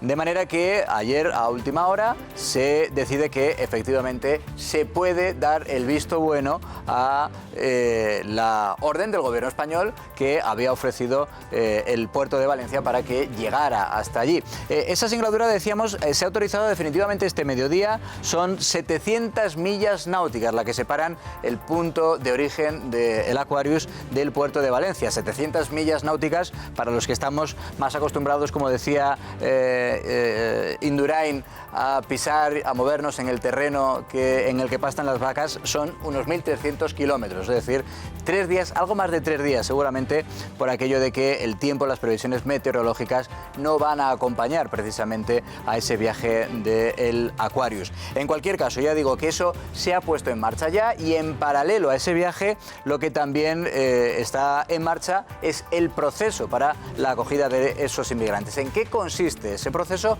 Que es bastante complejo. Vamos a tratar de detallarlo porque, como dice el diario El Mundo, son hasta 6 los ministerios que están trabajando en coordinación para acoger a esas 600 personas que llegarán en principio el sábado. Insisto, vamos a tratar de conocer cuál es en concreto cuáles son los pasos que se van a dar una vez que lleguen al puerto de Valencia. Lo primero es que serán trasladados en ese Aquarius, más 2 buques italianos, y recibirán una primera atención en el puerto de Valencia. El puerto de Valencia, que ya está habilitando en concreto la zona en la que hace unos años tuvo lugar la Copa América de Vela, una de las bases de los equipos de la Copa América va a ser donde se les atienda por primera vez y se clasifique a los afectados, a los inmigrantes. Clasificar desde el punto de vista médico, si alguno necesita ser trasladado a un centro hospitalario, será ese el momento en el que se decida. Ya hemos escuchado al cardenal arzobispo de Valencia insistir en que la Iglesia Católica activa desde ya toda su red de asistencia a disposición de esas 600 personas que viajan a bordo del Aquarius. Los menores se van a quedar, ya lo sabemos, se van a quedar en España. Viajan al menos una decena de menores además sin compañía de adultos en el Aquarius y en esos 2 barcos de la Marina italiana. El resto inicialmente van a ser alojados en centros de internamiento y el gobierno determinará quiénes son refugiados. En este apartado en concreto hay una última hora, porque esta misma tarde el gobierno ya ha comunicado que su intención inicial es conceder a los 626 inmigrantes el estatuto del refugiado, con una condición que para ellos evidentemente supone facilitar todo el proceso que vendrá después. Insisto, esta es una noticia de esta misma tarde, de hace apenas un par de horas. El gobierno ha comunicado ya que su intención inicial es concederles a todos ese estatuto de refugiados. Lo cierto es que lo primero que ya se ha despertado en nuestro país es un gran espíritu de ayuda. Insisto, lo vemos también en este titular de La Vanguardia, lo hemos escuchado en el programa en boca del cardenal de Valencia, Antonio Cañizares. El arzobispado ha ofrecido sus recursos, todos sus recursos para los inmigrantes, pero es que además hay al menos 200 municipios de nuestro país que también están dispuestos a acoger a parte al menos de esos inmigrantes que viajan en el Aquarius. Ya digo, 200 ayuntamientos muestran su disposición a acoger a esos inmigrantes. Ayuntamientos, antes de que me lo preguntéis, de todo color político. Los hay absolutamente de todos los colores y de todas las siglas. Vemos algunos de los que ya han ofrecido, incluso algunos casos como Barcelona, están dispuestos a acoger a 100 de esas personas, en Baleares a 30, 100 personas podrían ser acogidas, dice Manuela Carmena, en la ciudad de Madrid, 15 familias ha comprometido Extremadura, también Galicia, también del Partido Popular, de Alberto Núñez Feijóo, ha asegurado que sí, que están dispuestos, como el País Vasco, 68 personas o 150 de esas personas que podrían ser acogidas en Cantabria. Francia también esta misma tarde ha dicho que está dispuesta a echar una mano para atender a esos 626 inmigrantes que fueron rescatados de las aguas del Mediterráneo y que ahora ya viajan en dirección a Valencia. Entre las reacciones, hemos escuchado hace un momento a la vicepresidenta del Gobierno, a Carmen Calvo. También ha hablado la titular de Interior, la ministra Delgado, que dice, atención, esto es importante, ella cree que ha podido Italia, el gobierno italiano, cerrando las puertas de su país a estos inmigrantes, puede haber incurrido en algún tipo de delito que puede ser juzgado en el ámbito internacional. Esa es una de las novedades. También hablaba el líder, el presidente de Ciudadanos, Albert Rivera, decía que evidentemente hay que abordarlo desde el punto de vista de la política, el fenómeno de la inmigración. Pablo Iglesias, de Podemos, que decía sentirse orgulloso por esa decisión de Pedro Sánchez de ofrecer el puerto de Valencia para la acogida. Y también una voz del Partido Popular, es Ana Pastor, la presidenta del Congreso, que ella dice que está también de acuerdo con la decisión del gobierno español. Nosotros como gobierno lo que hemos hecho es cumplir la legalidad internacional. Es un tema de responsabilidad internacional. El incumplimiento de esos convenios y tratados internacionales tiene su respuesta. Es humano intentar ayudar a quien está luchando por su vida. Pero dicho esto, también es evidente que la solución a los fenómenos migratorios básicamente se hace con política. Todo lo que sea ayudar a las personas que lo necesitan y todo lo que sea tener comportamiento humanitario es bienvenido siempre. Muy orgulloso de la actitud de nuestro gobierno. Y después del gesto humanitario, ¿qué? Porque claro, todo esto tiene evidentemente un alcance que desde el punto de vista humanitario es impecable y hay que hacer y reaccionar. Pero ahora, a partir de ahora, ¿qué? Porque tú lo que tienes que hacer es abordar el problema, lo que llama exigir que el problema se solucione en Bruselas o preguntarte como una medida de estas que desde luego es absolutamente solidaria, absolutamente cuerda y absolutamente de dignidad, dignidad humana, pero preguntarte si no tienes un plan de luces largas y un plan que vaya detrás, cómo puede afectar a las rutas, a las mafias, a las expectativas de los inmigrantes y a los gobiernos xenófobos que amparan este tipo de medidas, porque se han saltado, como decían, las normas del derecho internacional internacional por todo lo alto, porque hoy ha habido dos países que han respirado tranquilos. Uno es Malta, evidentemente, y el otro es Italia, y hemos visto el mensaje de Salvini diciendo victoria, que son los que se han frotado las manos, ¿no? El tiparraco que se ha fotografiado con su camiseta con las Icurriña y con la señora, con la estelada, de apoyo al independentistas, tanto vascos como catalanes. Sí, claro, este es el personaje. Tal Salvini, ese es el personaje. Eso es lo que hay que saber distinguir bien cuando se habla de este tipo de perfiles, ¿no? Perfiles populistas, perfiles como de Matteo Salvini, que, bueno, habrá cantado victoria, pero yo creo que se ha retratado de una forma obscena ante toda Europa, y creo que eso... Pero ese es su votante, si es que le han votado por eso. Déjame que te diga, yo creo que estas cosas al final ponen blanco sobre negro y hacen a la gente que... O sea, porque las imágenes de estos refugiados, que son gente que estaba abocada por la vía Salvini, estaba abocada a morir en alta mar, o sea, morir de inanición allí en aquel barco, ¿no? Estaba dispuesto a que estuvieran en ese barco el tiempo que fuera. Yo creo que el gobierno español ha tenido una rapidez de reflejos importante y meritoria. Yo creo que ha sido rápido en una decisión que ahora hay que gestionar y gestionar bien, porque ahora van a recibirlo, lo recibirán en Valencia, y hay dos etapas ahí claves. Primero, el internamiento en centros de, valga la redundancia, de internamiento, que ha de ser, que no puede ser meterlos en cárceles, por decirlo de alguna manera, ha de hacerse bien. Y además luego ese proceso de selección de quién es refugiado y quién es no, porque hay en esos 629 personas, cada uno tiene un caso detrás. Probablemente cada uno tiene un drama detrás, pero cada uno tiene un caso detrás. Y luego, lo que sí que tiene que insistir España es en concienciar al resto de Europa. Primero, de cuál es el comportamiento de Italia en esta historia y de este gobierno casi poco menos que prefascista. Oye, pero Italia ha sido uno de los países que más solidaridad ha demostrado con los inmigrantes hasta ahora, porque al final todo es política. Tenía el efecto llamada ahí, pero de todas maneras, oye, si hay un país que se ha portado... Malta, si hay un país que se ha portado poco solidariamente hasta ahora con el tema de la inmigración, ha sido España. España ha incumplido absolutamente sus compromisos. Tenía un compromiso de 17.000 no sé cuántos inmigrantes y ha acogido a 1.809. Esto es lo que hemos hecho hasta ahora. En línea con el resto de Europa también, hay que decir. Entonces, en línea con el resto de Europa, por supuesto. Entonces, a mí no sé lo que pasará mañana, pero yo estoy muy de acuerdo con lo que dice Cañizares. Estoy muy de acuerdo con lo que ha dicho el Papa. El Papa fue a la isla de Lesbos y dijo, qué vergüenza lo que está ocurriendo. Tener el mar Mediterráneo tapizado con cadáveres, eso es una cosa que debía a todos llenarnos de angustia. ¿Qué me importa a mí el efecto llamada? Es que yo creo que Europa podría ser muchísimo más solidaria de lo que es, y nosotros también. Mira, en España hay 8.800 municipios. A dos inmigrantes por municipio podríamos acoger inmediatamente 16.000. Ya sé que unos acogerían más, otros menos y otros no podrían, pero estamos hablando de que hay una capacidad tremenda para generar incluso recursos para que esos señores estén ahí.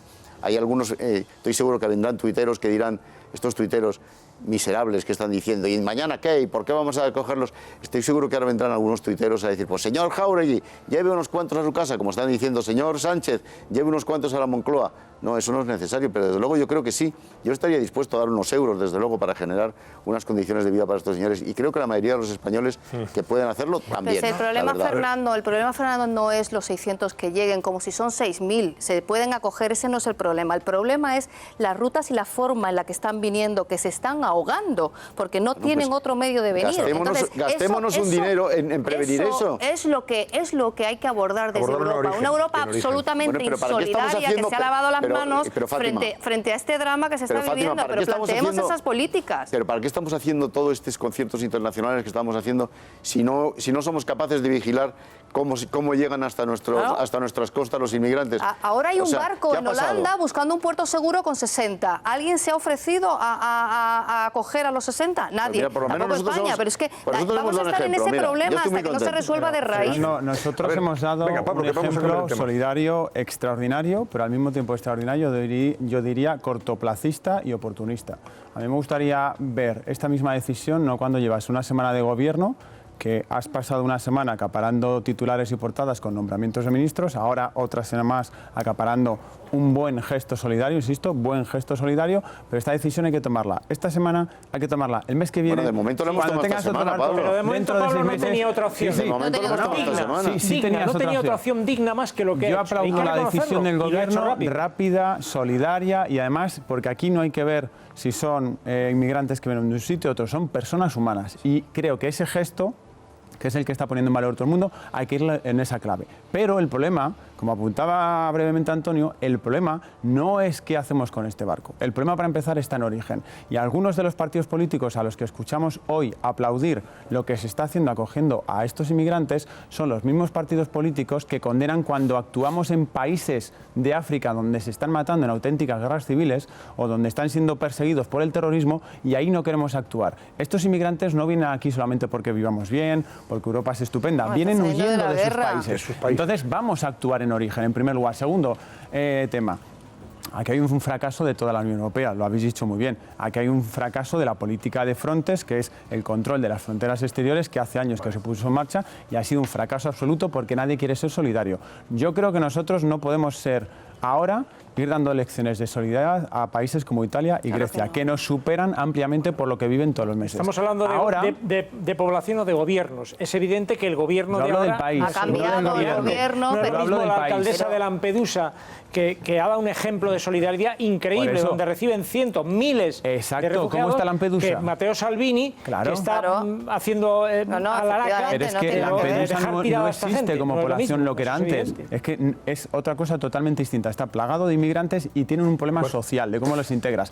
Y el problema que nosotros tenemos con 600 inmigrantes es menor, gracias a la labor solidaria, aquí ya no del gobierno, que por cierto, el gobierno es el que se pone la medalla, pero es el que menos competencias tiene en esto, porque el gobierno toma la decisión de traer el barco aquí y luego de darles la condición de refugiados, que es importante, pero solo les salva 6 meses. Tiene una gestión importante por hacer y es importante que la haga bien. Ahora es importante tiene un gesto, pero ¿quién va a hacer luego la gestión, Carmelo? Pues ¿Quién hace la gestión? Las comunidades autónomas, los ayuntamientos y las ONGs, porque la labor de refugiados facilita la asistencia social durante los primeros 6 meses. No seamos rácanos hoy con el gobierno. Se quedan ahí. No seamos rácanos por una vez.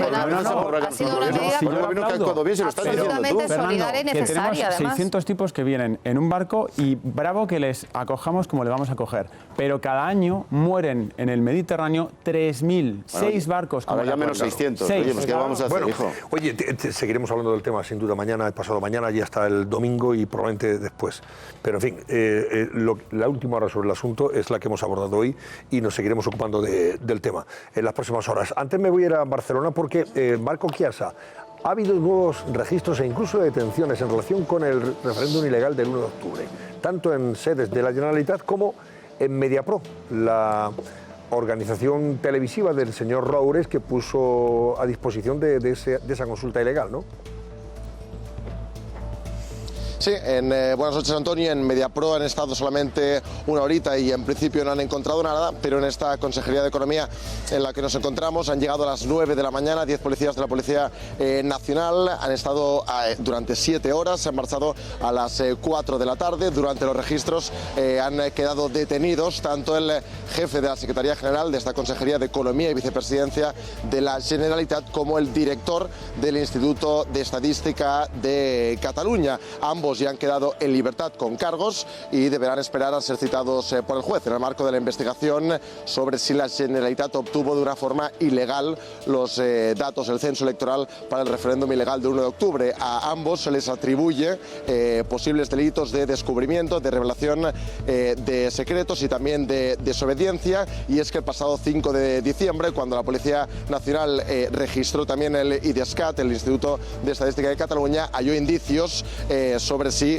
la Generalitat antes de la votación estableció un sistema con el que la ciudadanía podía consultar en el centro en el que podía votar, poniendo al servicio pues hasta 5 millones de personas sus datos personales, en una práctica que podría considerarse como ilegal y que ahora se está investigando en esta estructura técnica del referéndum y sobre todo el censo electoral, un registro que está a cargo del Juzgado de Instrucción número 13 de Barcelona y que ya cuenta con 40 personas. Se quedó colgada la imagen, me temo. Se quedó colgada la imagen. Sí. Eso suele pasar. No es que se haya quedado mudo. Es que se ha quedado colgada. Bueno, pero en cualquier caso esa es la información. Gracias, Marco Chiasa. En cualquier caso, vamos a hacer una pausa. Son ya las 12 menos 9 minutos y volvemos. Nos vamos a ocupar. Hay una reunión de los sindicatos y la patronal con el gobierno mañana. A ver qué deciden. El tema de las pensiones. Para ellas se ha puesto ya en marcha la subida acorde con el IPC. Y también comentaremos, lógicamente, las portadas, los titulares más destacados de los diarios de mañana, que ya los tengo aquí. Enseguida volvemos. Hasta ahora.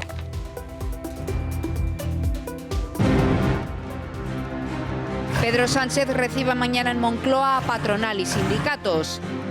3 ejes marcarán el encuentro: pacto salarial, pensiones y reforma laboral.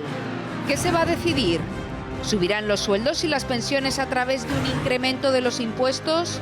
¿Aceptarán la patronal y Bruselas la derogación de la reforma laboral? En unos minutos, todas las claves con Carlos Cuesta.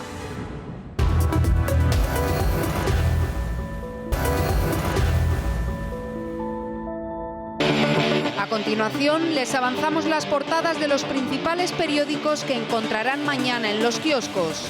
Esta noche, en El Cascabel. Bueno, les decía antes cómo el Pacto de Toledo está ultimando revalorizar las pensiones con el índice de precios al consumo y que ese es un tema que ya se ha abordado hoy. Pero mañana sindicatos y patronal se reúnen con el nuevo gobierno. Carlos Cuesta, ¿qué podemos esperar de esa reunión? Todo bueno. Ya verás, todos contentos. Van a salir todos felices, ya lo verás. Los retoques oportunos a la reforma laboral, salvaremos la reforma laboral. Si te parece, comentamos, si me dejas hacer un pequeño comentario sobre lo que ha pasado con el tema de las pensiones y el Pacto de Toledo, porque yo creo que va a ser el anticipo de lo que va a ocurrir mañana con el tema de la reforma laboral. La secuencia es la siguiente. El señor Rajoy, en uno de sus últimos actos, negocia con PNV y acepta como gran pago la subida de las pensiones en el IPC, ¿vale? 2.500 millones. Esa reunión la mantiene con Ortúzar y la mantiene sin apoyo técnico. No hay técnicos en esa reunión. Cuando vuelve y lo coteja técnicamente le dicen: pero bueno, ¿a dónde vamos? ¿Dónde metemos esto? Vale, la primera alerta que nos ha cantado, lógicamente Bruselas, iba relacionada con esto. Cuando se dan cuenta de que no cabe, dicen: espera que lo mandamos al Pacto de Toledo y así lo debatimos en el Congreso y seguro que allí le metemos racionalidad. ¿Qué han hecho el resto de partidos? Yo creo que lo comentamos aquí. Decir: para el carro. Que tú te anotaste el tanto y ahora nosotros vamos a ser los malos que lo quitamos, de eso nada. ¿Qué ha ocurrido en el Pacto de Toledo? Adelante con los faroles. La subida de las pensiones, aquella que Fátima Báñez decía que no cabía, por arte de magia ya cabe. Bueno, pues ¿qué va a ocurrir mañana con la reforma laboral y con la subida de sueldo? Fíjate, pues básicamente más de lo mismo. Carlos, sobre esto, mira, el Economista.es en su edición de mañana ya dice que el Estado va a pagar 37.500 millones de euros más hasta el año 2022 para pensiones, en virtud de este Pacto de Toledo que acuerda que el IPC sea la base para revalorizar las prestaciones. ¿Hasta qué fecha pone? Pues hasta el 2022.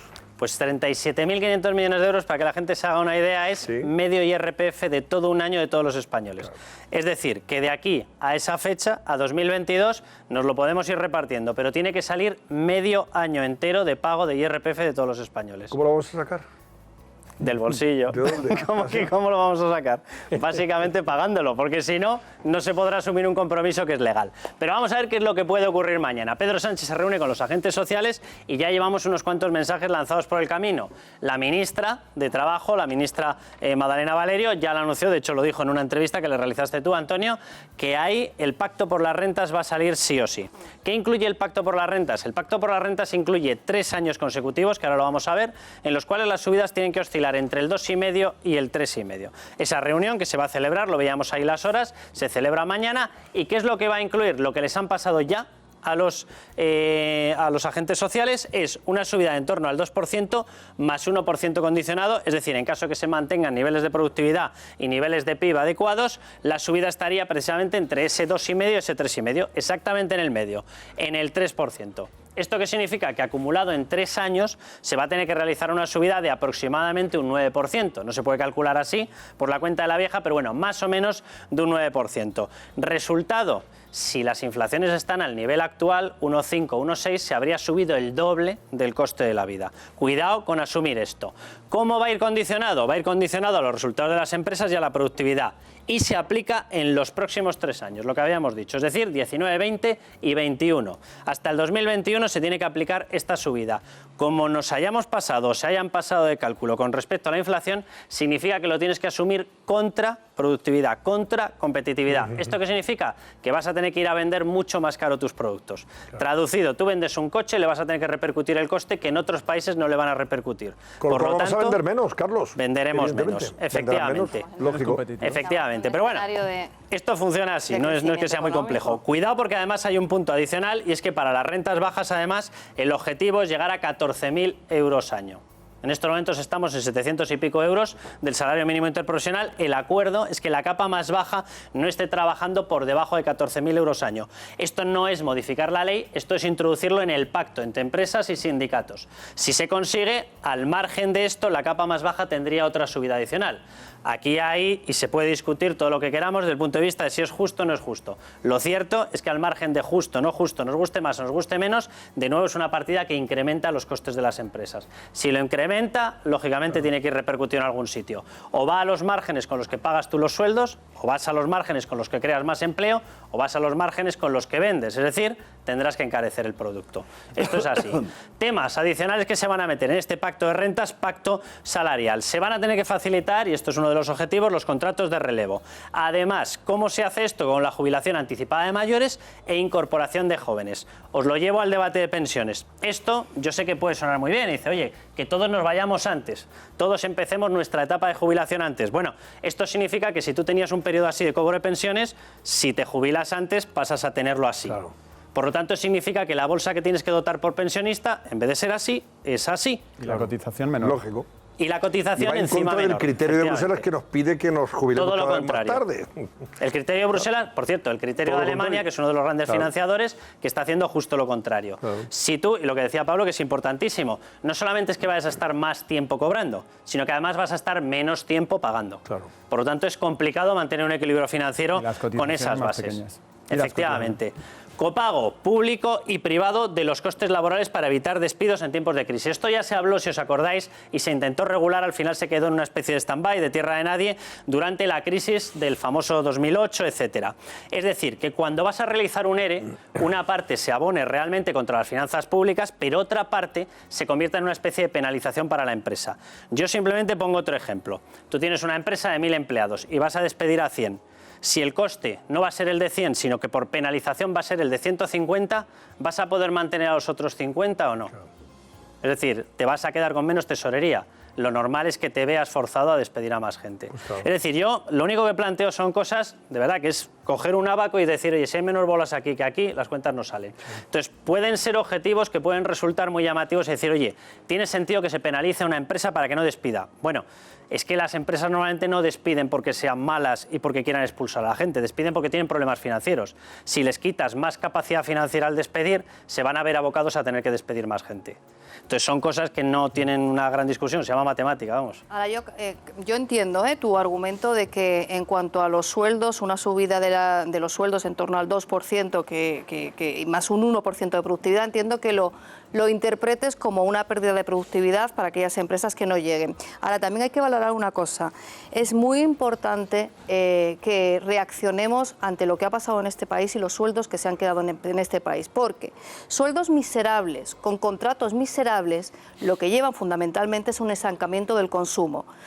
Sueldos que son un poquito mejores, lo que llevarán fundamentalmente es una reactivación del consumo y sobre todo una seguridad para hacer compras a medio y largo plazo. Y eso es igual a reactivación de la economía. Y luego hay otra derivada también, que yo creo que nos hemos saltado, y es que las cotizaciones a la seguridad social están en un estado absolutamente lamentable, teniendo un récord de afiliados. Y eso es porque hay en este momento unos salarios de miseria. Hasta que no arreglemos el mercado laboral, y no te digo devolverlo hasta los años de la precrisis, pero que los llevemos hasta cierto nivel de raciocinio, en este este país no va a haber ni una tranquilidad a la hora de consumir, ni una reactivación del consumo y sobre todo ni un crecimiento económico motivado por eso. Déjame que te conteste, y sobre todo Fátima, en el sistema de pensiones que está en quiebra técnica, es que lo tenemos en quiebra técnica. Pero déjame que te conteste, Fátima, ¿a ti qué te importa?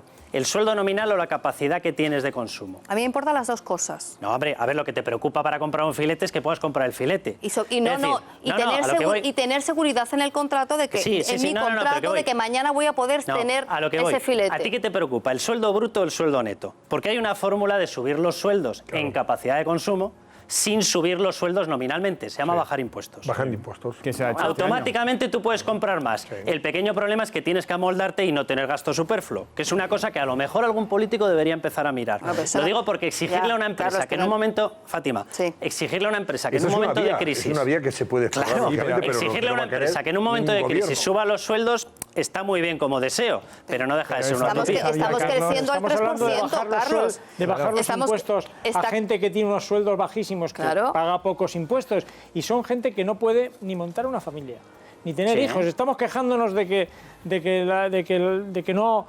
no hay natalidad, de que la curva, la pirámide demográfica, pero si la gente no puede... no puede independizarse, por favor.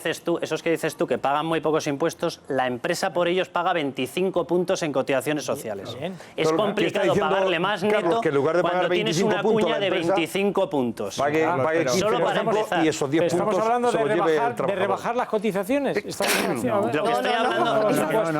Si rebajan más las cotizaciones, ya no tenemos pensiones mañana directamente. Podemos discutir lo que queráis. En los países normalmente con un sistema fiscal más reducido, hay muchas más empresas y las tasas de paro se reducen al 5 o 7%. Hablo de Estados Unidos, ni siquiera me meto en países como Suiza, como Luxemburgo, no, países, Reino Unido, Estados Unidos, Hungría, Alemania está con niveles de paro del 7-8% y no tiene la suma total de impuestos sobre el empleo que tenemos nosotros. Nosotros podemos seguir con nuestro modelo. Estados Unidos se mueven, los convenios se mueven también por incrementos de acuerdo a la productividad empresarial. Sí, pero en Estados Unidos tienen un paro inferior al 5% y no tienen ni un 60% de nuestros empleos. Pero no me digas que no tienen unos convenios de acuerdo a la productividad empresarial. Pero si estamos hablando de costa, vamos a ver, sí que esto yo creo que es muy sencillo. Tú tienes este margen para pagar un empleo. Tú estás en un taller y vas a coger a una persona y tienes un margen de 1.500 euros.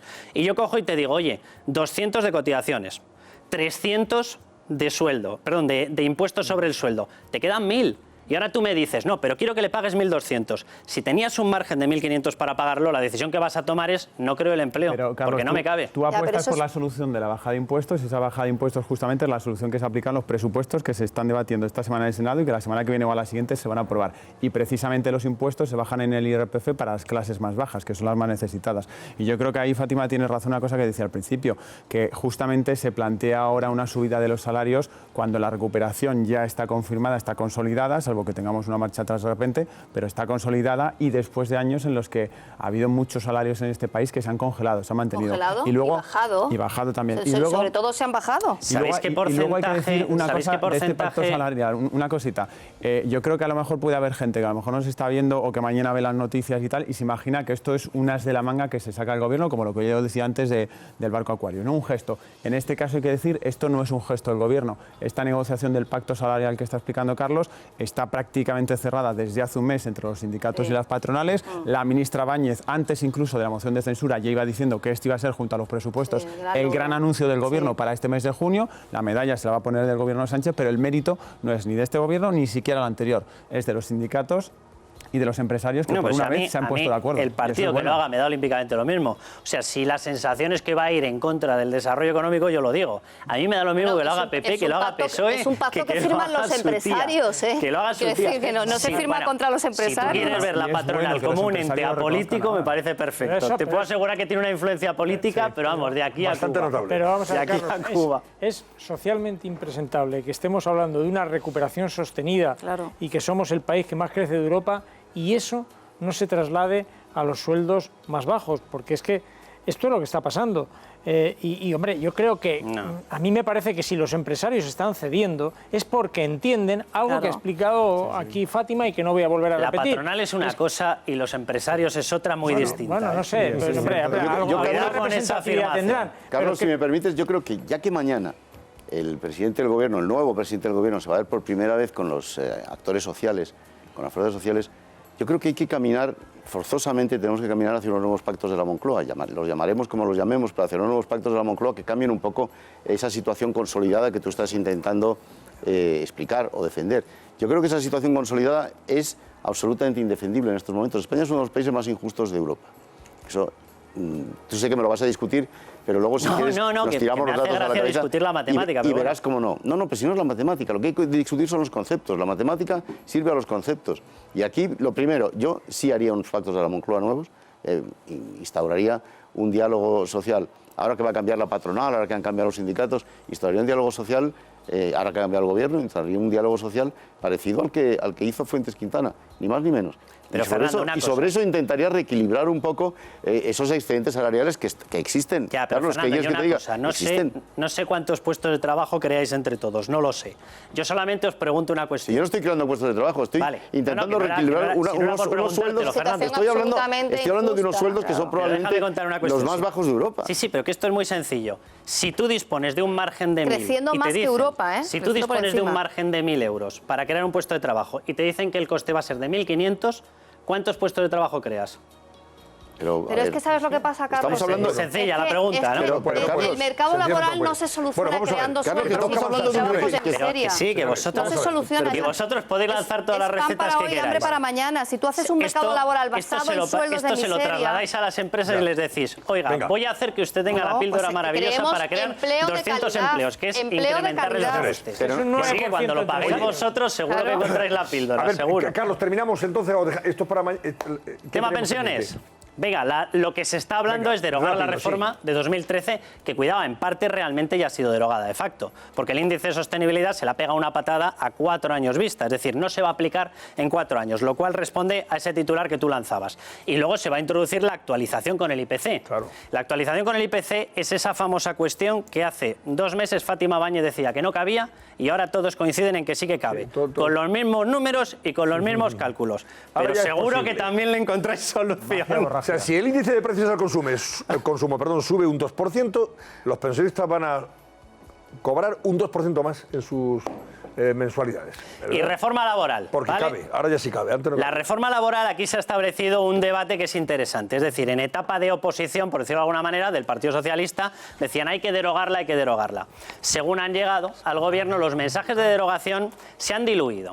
¿De qué se está hablando ahora? Se está hablando, bueno, por parte de los sindicatos se sigue exigiendo esa derogación, pero lo cierto es que lo que está diciendo el Partido Socialista es que lo que quiere es devolver más peso de la negociación colectiva a las centrales sindicales de lo que tenían en estos momentos, lo cual modificará evidentemente esa reforma laboral, pero no creo yo que la vaya a derogar por completo. ¿Se puede llevar esto a la práctica? Eso sí que es una duda. El Partido Socialista tiene 84 diputados y aquí sí que tiene que pasar por PNV. O sea, PNV va a tener que respaldarlo o no respaldarlo. Veremos si lo respalda. Si lo respalda saldría, si no yo veo muy complicado porque lo lógico es que Ciudadanos y Partido Popular no estén por la labor, pero bueno, veremos también la incógnita de Ciudadanos. ¿Qué van a decir? Que esta es la gran pregunta. Patronal, bueno, patronal, veremos si pasa por el aro, pero la gran parte de la pregunta es qué va a decir Bruselas. Porque aquí había 2 grandes reformas de las cuales pendía precisamente el apoyo que se nos ha dado. Una es pensiones, la otra es la reforma laboral. ¿Por qué? Pues por lo que estábamos comentando, porque si al final tú generas más costes a la creación de empleo, paras la máquina. Y si paras la máquina es muy complicado devolver la deuda que tenemos. Eso es lo que teme Bruselas y Bruselas lo que quiere es que sigamos reduciendo el déficit. Bueno, veremos si lo hacemos o no. A ver qué pasa mañana. Gracias, Carlos. Hasta mañana. Hasta la próxima. Bueno, a ver, Susana Ollero, ¿dónde está usted? La veo por allí en Lontananza. Vamos a ver, ¿qué ha pasado en Estepona? Con dos policías locales de esa hermosísima localidad costasoleña que están acusados de haber perpetrado una agresión sexual. Cuéntanos. Pues sí, Antonio, los hechos de esta presunta agresión sexual a una joven de 18 años suceden el sábado por la noche en Estepona.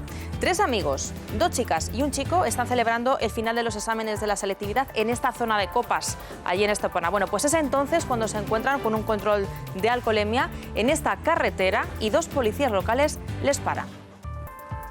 Le preguntan en un momento dado al conductor si ha bebido y ante la afirmación de él, pues le instan para que deje el coche aparcado. Le llaman un taxi para que lo traslade a su domicilio y posteriormente se ofrecen para llevarles el coche en un momento dado. Los dos agentes de Estepona tienen 37 y 38 años y efectivamente cuando termina su turno van a casa de la chica, ahí lo tenemos, esta es la sucesión de los hechos durante esa noche. Bueno, pues van a la casa de la chica donde ya han llegado los tres amigos, pero no le llevan su coche como les habían prometido, según la denuncia, sino que llegan en el suyo propio y aún van vestidos de uniforme los dos policías locales. Bueno, pues a pesar de haber finalizado su jornada laboral, siguen vestidos de policías locales y los agentes suben al piso de la chica donde se encuentran los tres amigos y presuntamente consumen cocaína. Arrancan la ropa a la joven y la agreden sexualmente. Así nos lo ha contado hoy el padre. Nunca he consentido, porque si es una niña de 18 años. Ella se negaba lo que pudo, pero tenía mucho miedo, porque si empiezas a pelear, ¿cómo acabas? Pues muerto, destrozado, quién sabe. Bueno, pues bien, los amigos de la joven intentan evitarlo en ese piso, pero los policías les echan de la casa. Es la amiga de la víctima la que llama a la Policía Nacional para... Inmediatamente se activa el protocolo de agresión sexual, que consiste en trasladar a la joven a un hospital para que sea revisada e interrogar a posibles testigos. La víctima, nos ha contado el padre, está en estado de shock. Psicológicamente está muy mal y muy afectada, claro, y en shock, en estado de shock. Es una situación de indefensión muy grande. Iremos mañana al psicólogo, aparte de la que le atendió de la policía, pues veremos cómo evoluciona. Pues bien, a estas horas los dos policías están detenidos y pasarán a disposición judicial en las próximas horas, probablemente a partir de mañana. Bueno, pues se les acusa de varios delitos: de agresión sexual, contra la salud pública, amenazas y prevaricación. Por el momento, lo único que sabemos es que están suspendidos de empleo y sueldo. Y Serafín Giraldo, nuestro inspector, portavoz de la policía, tiene más datos. Antonio. Bueno, Serafín Giraldo efectivamente es el portavoz de la Unión Federal de Policía y es inspector. Y creo que tiene más detalles en torno a este asunto. Muy buenas noches, Serafín. Hola, muy buenas noches. ¿Qué protocolo se está siguiendo con estos dos policías locales? Sí, efectivamente, aquí se cumple además de forma escrupulosa el mismo. Es muy riguroso. Se basa en dos bases fundamentales, en dos datos fundamentales. En primer lugar, la asistencia a la víctima, en este caso sí que se ha cumplido, y recogida de indicios de forma rápida. Asistencia a la víctima, en primer lugar, asistencia médica. La víctima se trasladó inmediatamente al clínico, al hospital, donde se realizó un informe forense y un informe pericial. Se tomó declaración también a la víctima y a los dos testigos, compañeros de la víctima, los dos que viajaban con ella, los dos que estaban en el lugar de los hechos con ella, y se han recogido indicios también en el lugar de los hechos. En este momento, pues se hallan dos personas detenidas, los dos policías locales, por esos 4 delitos imputados, investigados por esos 4 delitos que precisamente ha detallado muy bien Susana: agresión, amenazas, prevaricación y tráfico de drogas. Posiblemente, y aquí estoy aventurando un poco, tanto la agresión sexual como las amenazas pues se le puedan investigar, imputar a uno de ellos, y el otro, prevaricación y tráfico de drogas, dado que los hechos, dado que la violación, tal y como la denuncia la víctima, se produce por solo uno de ellos. El otro había salido del domicilio a buscar droga, según manifiesta y denuncia la víctima, junto con un amigo de la víctima. Hay que distinguir dos momentos en este hecho. Por un lado, en la calle, donde contactó de alguna manera la víctima con los dos policías locales, y por otro, en el domicilio donde se produjeron los hechos. En primer lugar, hay que hablar de lo que sucedió en la calle. Ahí se comete el primer delito de prevaricación. Los policías locales tenían que haber denunciado, si es que es verdad, que se encontraba el conductor del vehículo, y no lo hicieron. Si es que se encontraba pues no apto, había consumido, como él manifestó, había consumido alcohol. No lo hicieron, y parece que lo que buscaban estos dos policías locales pues era precisamente lo que pasó. Un intercambio de favores. Un intercambio de favores, efectivamente.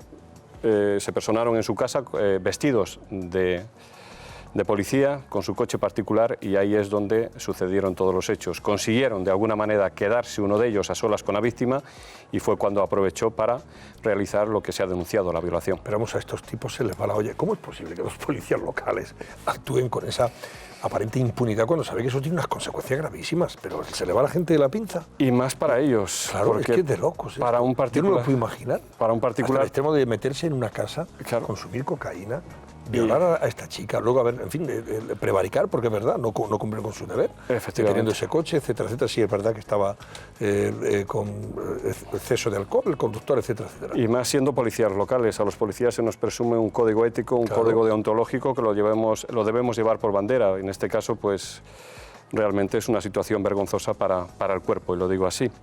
Estos actualmente se hallan separados del servicio. Aparte, es lógico, hasta que no se resuelva la investigación, dices qué consecuencias tiene. Para un particular, pues tiene las consecuencias que tienen ahora mismo para ellos, pero es que nosotros tenemos un plus.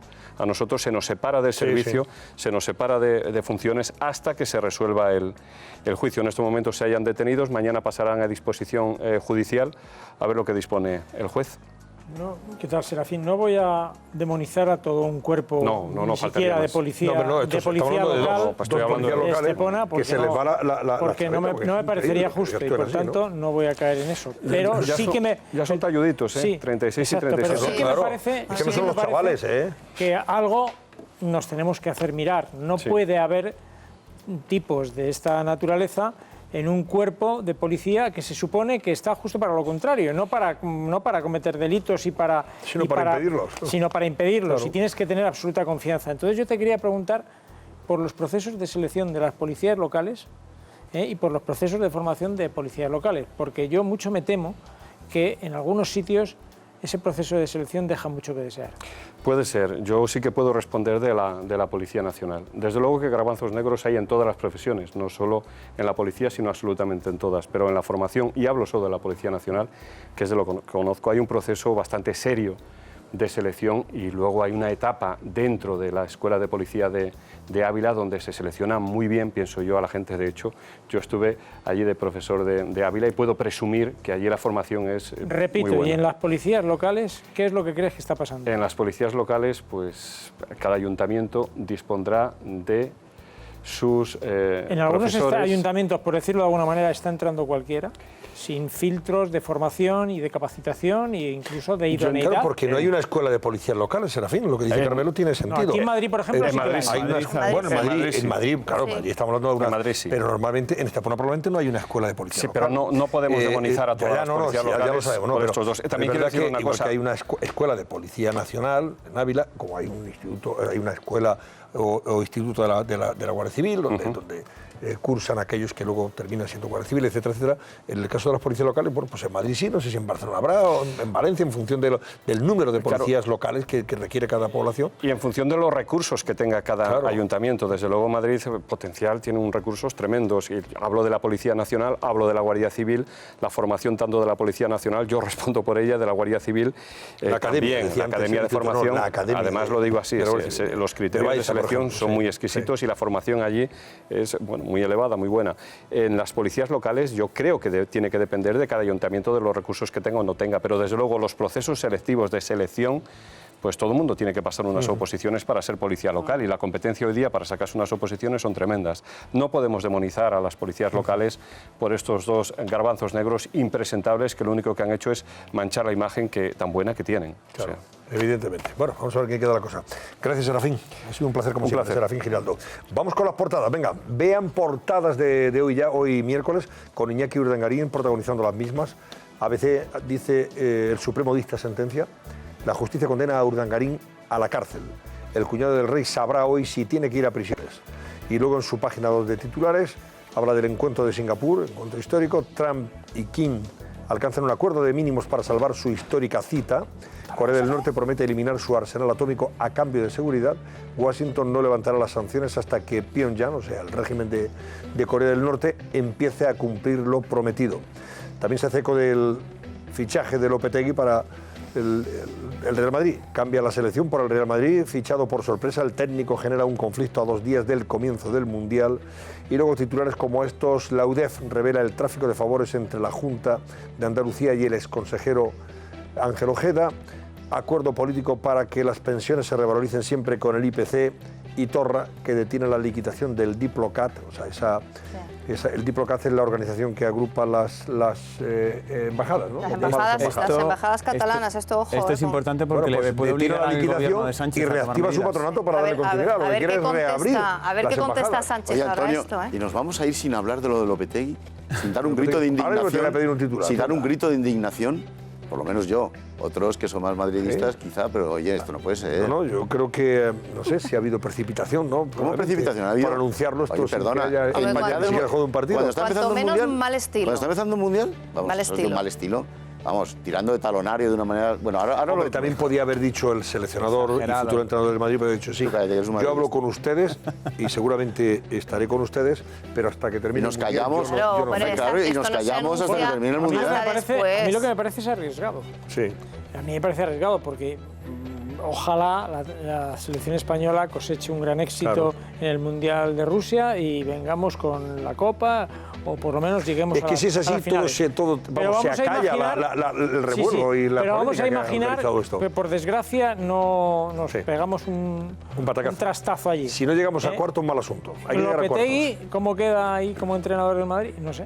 Eso es un tema chulo. Es un tema delicado, sí. El gesto es poco elegante, en todo caso. A mí me parece poco elegante. Bueno, oye, dejadme que hagamos una pausa muy rápida y ahora sigo con las portadas. Venga, y comentamos más noticias sobre ese asunto. Hasta ahora mismo.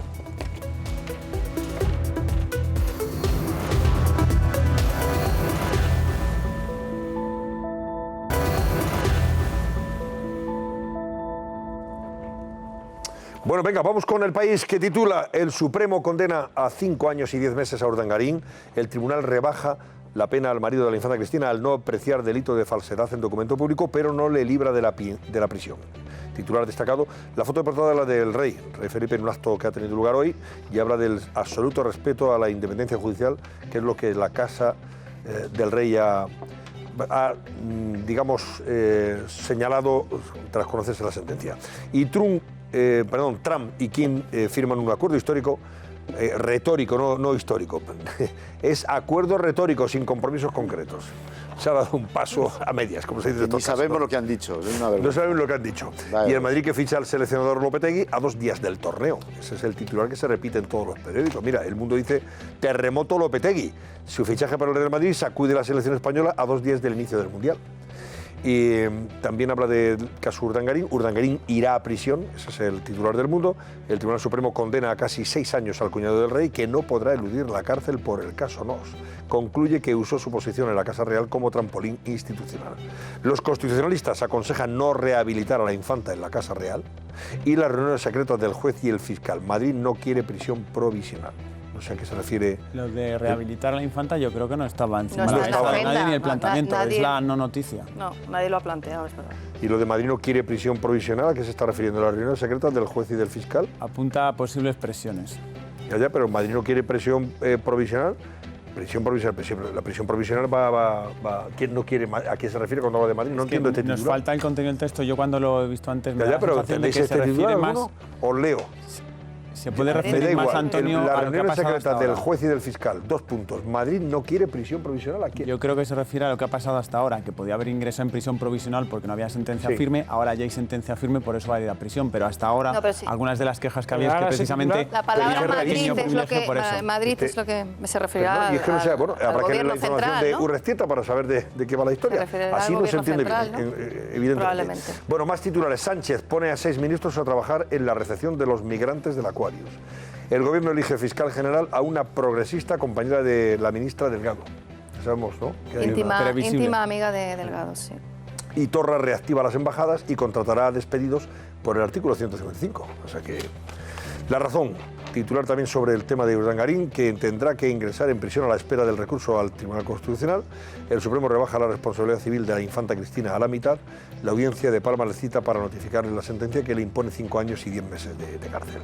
Sobre el tema de los emigrantes, España, un Aquarius cada 5 días. Solo Cruz Roja ha atendido en Andalucía entre el 1 y el 10 de junio a más de 1.200 personas. Vaya.